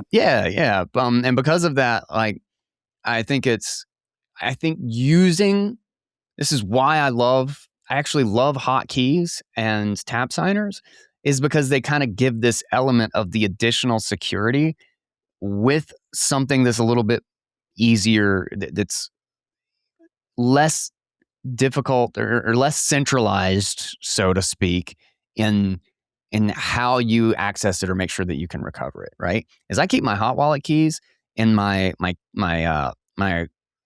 quote unquote non-networked password manager, because there's almost no Bitcoin directly behind the hot wallet key. It's just a key that I want to make sure I can get to. And then the tap signer keys, I have a physical backup and I have a physical card. And so the card just travels with me. I don't need a place for it. It's just in my wallet. And then you have like your hardcore, like your cold keys, right? In your multi-sig or whatever. And that's the thing that I think about, like, okay, this needs to be in a hiding place. This needs to be here. And so I can narrow down 6 hiding places into kind of like 2. And like the rest of them can just be, I can vary my access based on the keys. And then in aggregate, the number of things that I actually have to concern myself with are actually a lot less. They're just kind of part of my main system. I always have to have my password manager for a million other reasons. I'm not going to lose my wallet for a million other reasons. And I can have a different tap signer to swap out that same one that's in my wallet at home, So there's this, if you know the pieces of the puzzle, you can get a really clean and really recoverable setup that doesn't, it seems complex. It feels complex, kind of like going into it if you're like trying to put your head around it. But in practice, it's so clean. It's so nice. And I don't have to worry. I just do not feel like I have to worry about my wallets. I love like the apparent thought that you've put into your multi-sig setups. And like, I'm sure there was some amount of personal education that had to go into it and experimentation with seeing what you were comfortable with. Yeah. It's like it was worth investing in your knowledge about cold storage setups because of the value of what you're protecting. Mm-hmm. And you wanted to do that in a way that was, self-sovereign and that was fault tolerant and yet was like highly secure. And like it's just a whole, and there's the whole other aspect of, there's this meme of in Bitcoin of the wrench attack. And actually it's not even a Bitcoin meme. It's like a guy with a computer where he says, I've triple encrypted this with these keys and blah, blah, blah. And then the guy comes up and he's like, I'm just going to hit you with this wrench until you like give me what I want, kind of a thing. And as Bitcoiners, we all tend to think about like the nation state attack, or the 6102, where somebody is going door to door collecting private keys, and we're like resisting the Nazi, powers, or like it's the attackers who are coming to your house in the middle of the night, who are going to like come into your house and steal your private key, or like ransomware, any of that kind of stuff. And cut your wife's fingers off until you give it to them. Like that's always like the big out there risk, the right? biggest risk, like not that some of that stuff, especially in France, can't happen. But the biggest risk you see is rugging. The ring that they uncovered in LA that had been doing this with people based on like exchange Not in LA. I haven't information? heard about that. Oh, dude, it's been rough. I It's just read about horrible. it on a couple of months ago, like on, I guess it's one of the roundtables. I brought it up, I think. But the $5 inch attacks are no joke. Get a gun and put your big stuff behind not all my keys are available with me. But anyway, yeah. Aside, and that's part of why I signal like, hey, I used to be a cop, and I'm a big multi-sig believer, and blah blah blah. I have security system and guns. Sorry, not that like, but more people have the wretched attacks are horrible. More people have lost Bitcoin rugging themselves because they use some sort of non-standard setup, or because they didn't learn as much as they should have before they YOLO'd into a setup, or any of that kind of stuff. And so that's just something else I encourage people to remember is your number one enemy before the crypto hijacking mafia and the police state and all that stuff is you. I have only 100%. ever lost keys one way. I accidentally deleted them. That's the only way. Like, of all the other risk factors and everything and the hostage situations, it is literally just because I accidentally deleted them. That's the only way. Yeah.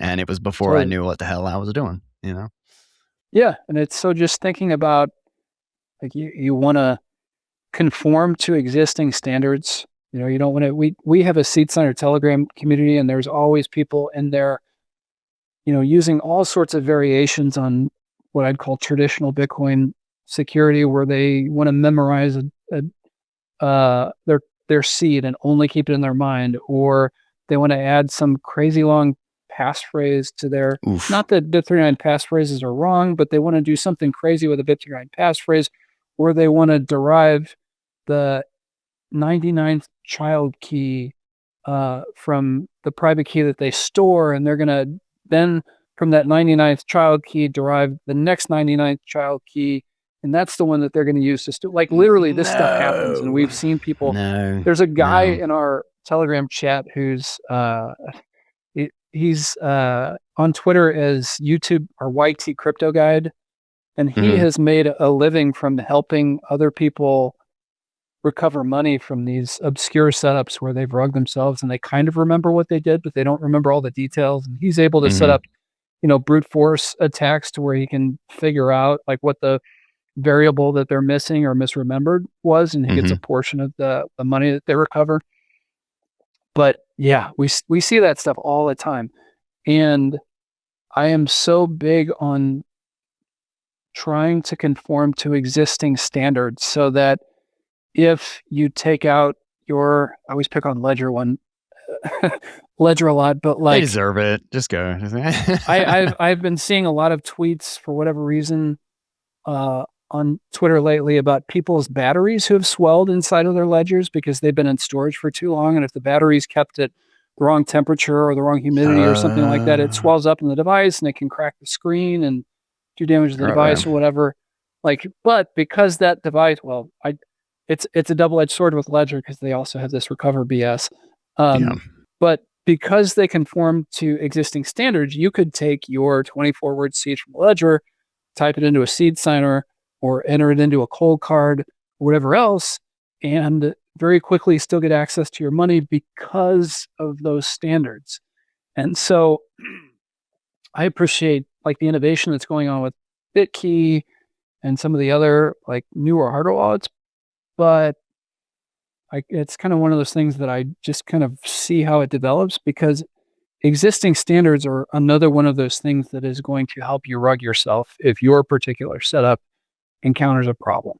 So Yeah. just my 2 cents. Yeah. No, I agree. And to add my 2 cents to that is the quote unquote key that I deleted was a passphrase. If you ever use a passphrase, for anybody out there, it makes no sense to not make it memorable. It makes no sense to not have it brute forceable, because it's a hidden key that isn't anywhere anyway.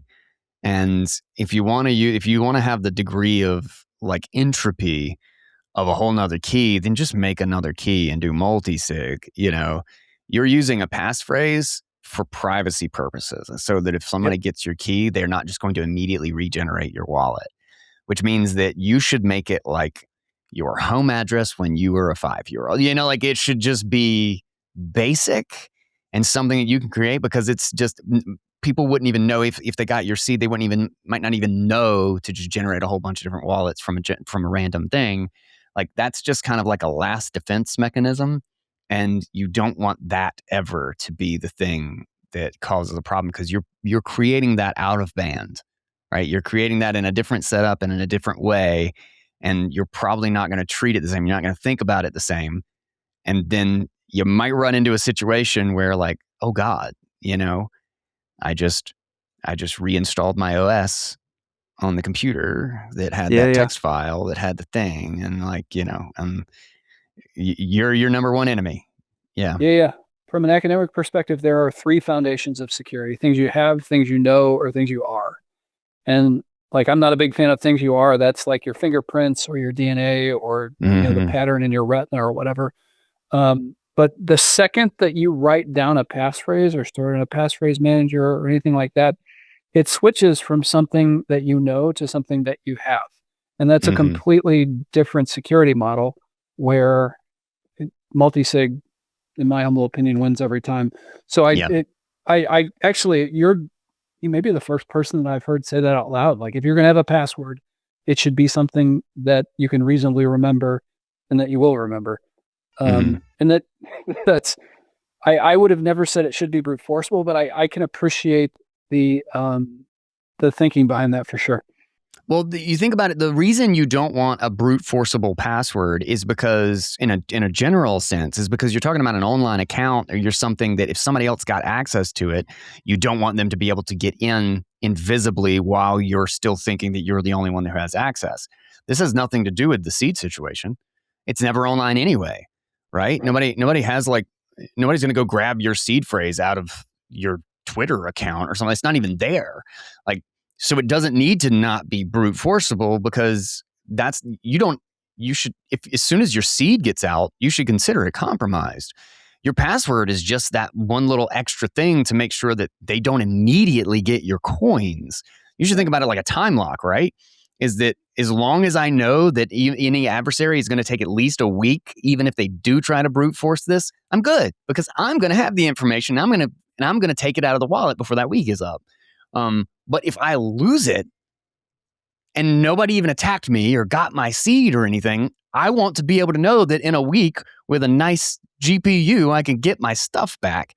And I really think that the idea, this was the thing that got me, right, is my idea of security was a 13-character randomly generated password with symbols and capital letters.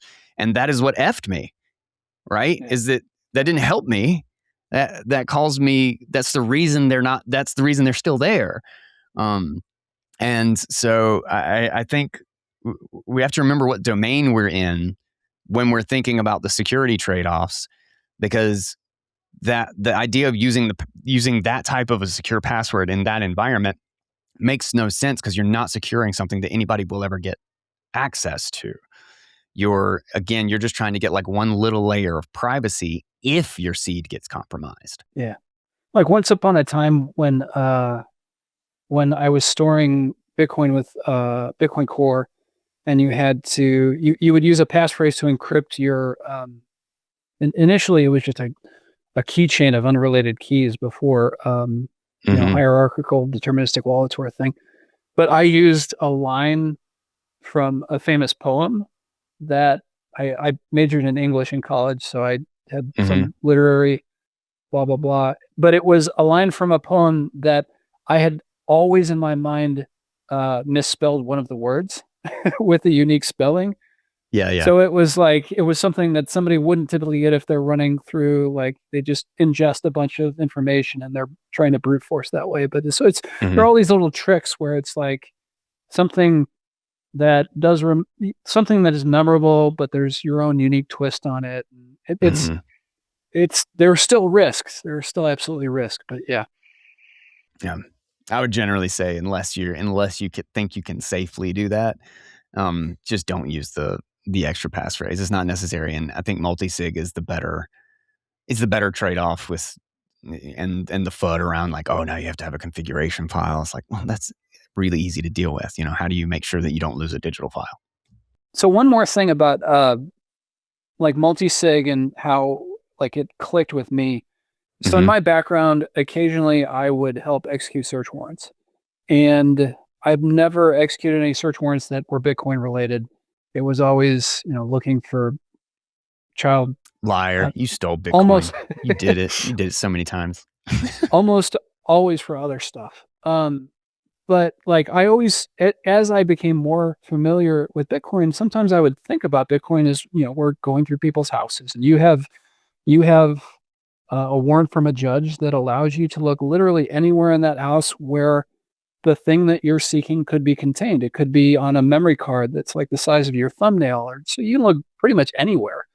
And Bitcoin stored in a conventional hardware wallet in a single sig setup is just so easy for someone who's going to your house and searching through things. Like the hardware wallet is immediately recognized as a Bitcoin thing. And so unless you're trying to do something really clever with it, like most people are going to find that and instantly know, oh, this is a Trezor, this is a Bitcoin thing, or whatever. And, even if the devices are as secure as they purport to be in terms of the access restrictions, human beings are really crappy at choosing PIN codes and stuff on those devices. Like as someone who has cracked a lot of mobile phones that had a 4 or 6 digit PIN code on them, we always pick the obvious stuff every single time. And people try to get creative, but 98% of the time it's the last 4 of your social, or your birthday, or your wife's birthday, or your kid's birthday, or some other like relatively. If I build a biographical dictionary of things that you're interested in stuff, it gets easier and easier. So, but going from that single sig hardware wallet that is in a gun safe or in your desk drawer to a multi-sig setup ramps up the difficulty of someone trying a government entity trying to seize your Bitcoin or a targeted attack from an individual. The amount of effort that they have to put into like figuring out where the keys are and getting those places really is just it's a game changer in terms of personal security setups. And that became immediately apparent to me, as I was getting experience like doing searches of homes and businesses, like how much of an asymmetrical advantage multi-sig was and how important it is to just like everyone's security posture. Dude, if anybody came in and like got a warrant and like started going through all my stuff, they would start out really excited and then they would end with utter hopelessness, because they would be like, oh snap, here's a Trezor. And they'd be like, oh, here's a cold card. Oh shit, here's a SeedSigner. Oh shit, here's 4 more cold cards. Like here's like it's like, oh, 2 bit boxes. Like, and they would end up with like 27 wallets. And none of them like natively just have like one thing. Everything's like kind of like a multi-sig something, or like even just with like a hot wallet or something like that, or a hotkey. And it would be a lifetime's job to parse through. And like I said, I always YOLO into testing stuff on mainnet. I've never even used testnet. Not true, I have, but good God, it would be a mess. I feel bad for anyone who would have that task. It's not a fun job. Well, dude, I actually have a hard stop here in like 10 or 15 minutes. Um, I am curious though, like what other, I, you're kind of in a position, it seems like, to just kind of like explore and build stuff and do stuff that you want to do in the Bitcoin space. I don't know if you're intending on taking on any more projects or anything, but I would just ask, like, what do you think about in like, what's the other problem that you wish would be solved? What's the other big thing that you're like, man, I wish somebody would do this, or like, this is the unlock that has not been tapped into, or that sort of thing. This is kind of like a funny segue. I almost feel like I prompted you to ask this question, like near the end of when we were talking. Because literally just within this last week, I had an idea and I've spun up this thing that I'm kind of excited about, but maybe next week it'll be like, this is a pain in the ass. I'm not going to do it. But I have started another Twitter account called, I'm going to show it. The handle is, I'm going to make sure I get it right. I got you. daily_BTC_lore. Lore. And Today in Bitcoin history? yeah, pretty I much got it. that very Followed. thing.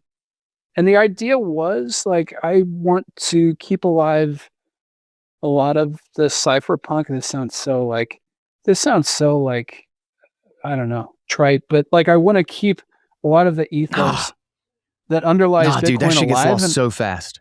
That gets lost so fast. I think telling these stories is so important. There's like, I don't know if he was with Bitcoin Magazine or there was Pete Rizzo, who bills himself as the Bitcoin historian. Mm-hmm. And all he posts is slop about Saylor saying he's going to buy more Bitcoins and all this stuff. So like, I want to have a real historical reference. In his defense, he has written a really awesome series on like all the cypherpunks or whatever that I've read on the thing. So that's probably like a lot of what he's talking about in that context, but he doesn't post much about Bitcoin history. You're right, he posts a lot about Saylor and all the Bitcoin magazine stuff that's going and on. I'm going to mine the to crap out of his writing for my thing. There you go. But no, I think like you meet people where they're at, and people are on Twitter, and I think like just having a few threads this is a good a day. Thread. The thread from 3 hours ago. No, this is a good one. Yeah, and it was interesting. So I'm obviously leveraging AI for this. Like I'm not a smart guy, and everybody keeps telling me that they're using AI for all this amazing stuff. And again, in my 80 IQ brain, this is like something that I was like, yeah, that's something AI could help me with. And so I am building a database that is just like 365 days out of the year, what happened in Bitcoin historically. And on some days there's almost nothing. And in some days there's a lot of stuff that is unrelated. But it was interesting working with AI. They brought up this BitPay thing, which for people who haven't looked at, it's about the founding of BitPay, and I think it was 2014. Which at the time, if you were in Bitcoin then, which I know you were, like that was a big deal. And like a lot of the Bitcoin industry and the individual Bitcoiners were behind BitPay succeeding because it was kind of this missing link of Bitcoin being a medium of exchange and people having an API that they could tie into to accept Bitcoin and making it easier. And but it was an exciting thing. But ultimately, BitPay kind of went afoul of the Bitcoin culture and supported some questionable things during the fork wars that I talked about. And they were also the genesis for BTC Pay. And AI totally missed the link to BTC Pay as it was doing research about BitPay. And so, like, I just want to say I'm personally curating this and to some extent putting my own, viewpoints and flavor and whatever into it. But it's like, yes, I'm using AI, but there is so much that like you have to massage. And if you want it to be really a quality thing, you have to know. You have to know. You have to guide it and be willing to do the research and to have a passion for it and all that kind of stuff. So it's a brand new thing, but I'm actually excited when I sit down to fact check this stuff and research it. I learn little things that I didn't know before, or I remember things, or I think about how when this particular thing happened, it affected me personally or this or that. It's just like keeping all of that alive for people so that maybe we don't make some of the same mistakes that we've made in the past or go down some of the wrong paths that we have like before like maybe, and it's just a fun project to keep like some of this stuff alive, because there's so many interesting things that go on. And it's like the founding of the internet. Like certain people deserve so much credit for work that they did or decisions that they made that they don't Yeah. get credit for. And to tell those stories, I think, is something fun and exciting. So, yeah, that's the canned answer to your question of like, what are you working on right now? There's a lot of still exciting, interesting stuff with SeedSigner that I could talk about with Hmm. microcontrollers and porting to new hardware platforms. And a lot of that research and work is being done by our lead developer, Keith Nakai, and a collection of other um, people that are interested in it, about excited to it. But I'm not a coder. I just kind of cheer for them and then Hmm. think about like some of the higher level user stuff. And so this is like, yeah, this is kind of at this moment what I'm passionate about. Nice. No, that's awesome, dude. And I completely agree, especially in the context of like one of the ways I've thought about this very same thing. Because it's crazy how quickly you see history be twisted into something that it wasn't at all. Yes, Or yes, somebody yes. says this was the reason for this, and you're like, what? Not a soul was speaking. Not like this could not be more of a hindsight projection as I've ever read in my life. Like, and it's like, it's been 2 years. How are you already making up new reasons for things that happened when we have all the conversations for these things, you know? History is written not just by the winners, but by the spinners too. Dude, it's crazy. Yeah. And it's so important that we keep that alive. And this has actually been something, if it hadn't been for the fact that I'm so deep into so many other projects. In fact, I've even considered, Bitcoin Audible had a really great place, especially in the early days when people were just trying to learn as much as they could about Bitcoin. But I feel like it's not as valuable, this idea of like just reading things out. Like it's good for convenience and stuff, but it's got not got the need that it had back when I started it. And so I've considered shifting this over to storytelling of history. Similar to what the ethos of what you've been doing is, one of the only real stories, real breakdowns of the block size wars are the block size war by Jonathan Beer and hijacking Bitcoin by Patterson and Ver. And the block size wars are great, but it's super technical and nuanced. And hijacking Bitcoin is garbage, but it's more intriguing. It's like it's a Yeah, it's conspiracy. pulpy. Yeah. Um, and of course, hijacking Bitcoin is the one that's gotten way more attention, because everybody loves a government takeover story, especially in the libertarian community. Yeah, and it really frustrates me with a lot of the libertarian voices that I respect and listen to, like how they've been misled. But anyhow, side note. It is what it is. But I've considered like somebody needs to tell a good narrative. Somebody needs to Mhm. tell it like a story and make it good. And part of me has always been like, that should be my responsibility. That's my background. I genuinely think I have a skill at that. And it's not something that I've really tackled or gone into for published work before, but I do a lot of story writing and ideation and script writing and stuff kind of behind the scenes just for fun, just because I love it. I fix stories all the time, It's just like, this doesn't even have a Right. good character arc. This is how you need to do it, blah, blah, blah. And so I've considered taking Bitcoin Audible in that route actually, but too busy with other things before I actually do that. But that's awesome. I think that's a huge initiative that's probably super underappreciated, by most people. And would think it's, a Twitter account that shares stuff. But it's like, dude, So the value, reasons matter, and reasons are yeah, reasons forgotten matter, or and the value in most things is not the idea; it's the work you put into it. You probably can yeah. explain this even better than me, but like when I made that initial proof of concept of a seed signer, yeah, it worked, but it had tons of bugs and it had a Hmm. horrible form factor and a horrible UI. And I was just one goofball writing code. And Hmm. what has made seed signer into something like a cold storage tool the Bitcoin community can really rely on is the years and years of work that we've put into refining the user experience. And improving the security assurances and like refining the code. And there's just like, it was a great idea initially, but with everything, it's the day in, day out work Yeah. that you put into it that like is Mhm. where the real value is found. So hopefully a year from now I'll still be making these tweets, but yeah, I'm human, so we'll see. All right. Well, dude, thanks for coming on, man. It was a good combo, good hangout again.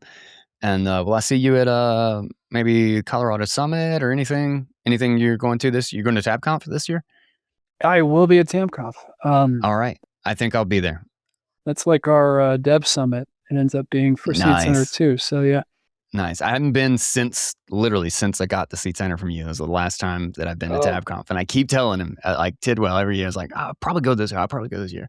But this year he might have me.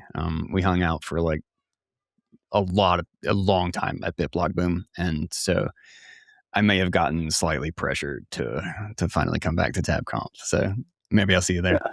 Props to Mikey for that. Yeah, I hope I see you there. Awesome.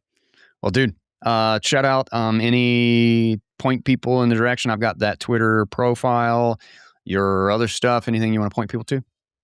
Yeah, just seedsigner.com to keep up on developments with the project, and that'll also get you to the GitHub repository where we've got obviously all of our software, but there's a really solid independent custody guide that walks you through a multi-sig setup there as well that a ton of people have gotten value from. So if like having a more trustless, private, self-sovereign cold storage solution, either to manage a whole quorum or maybe just to be one key in your quorum, if that's the kind of thing that appeals to you, look us up and dig in.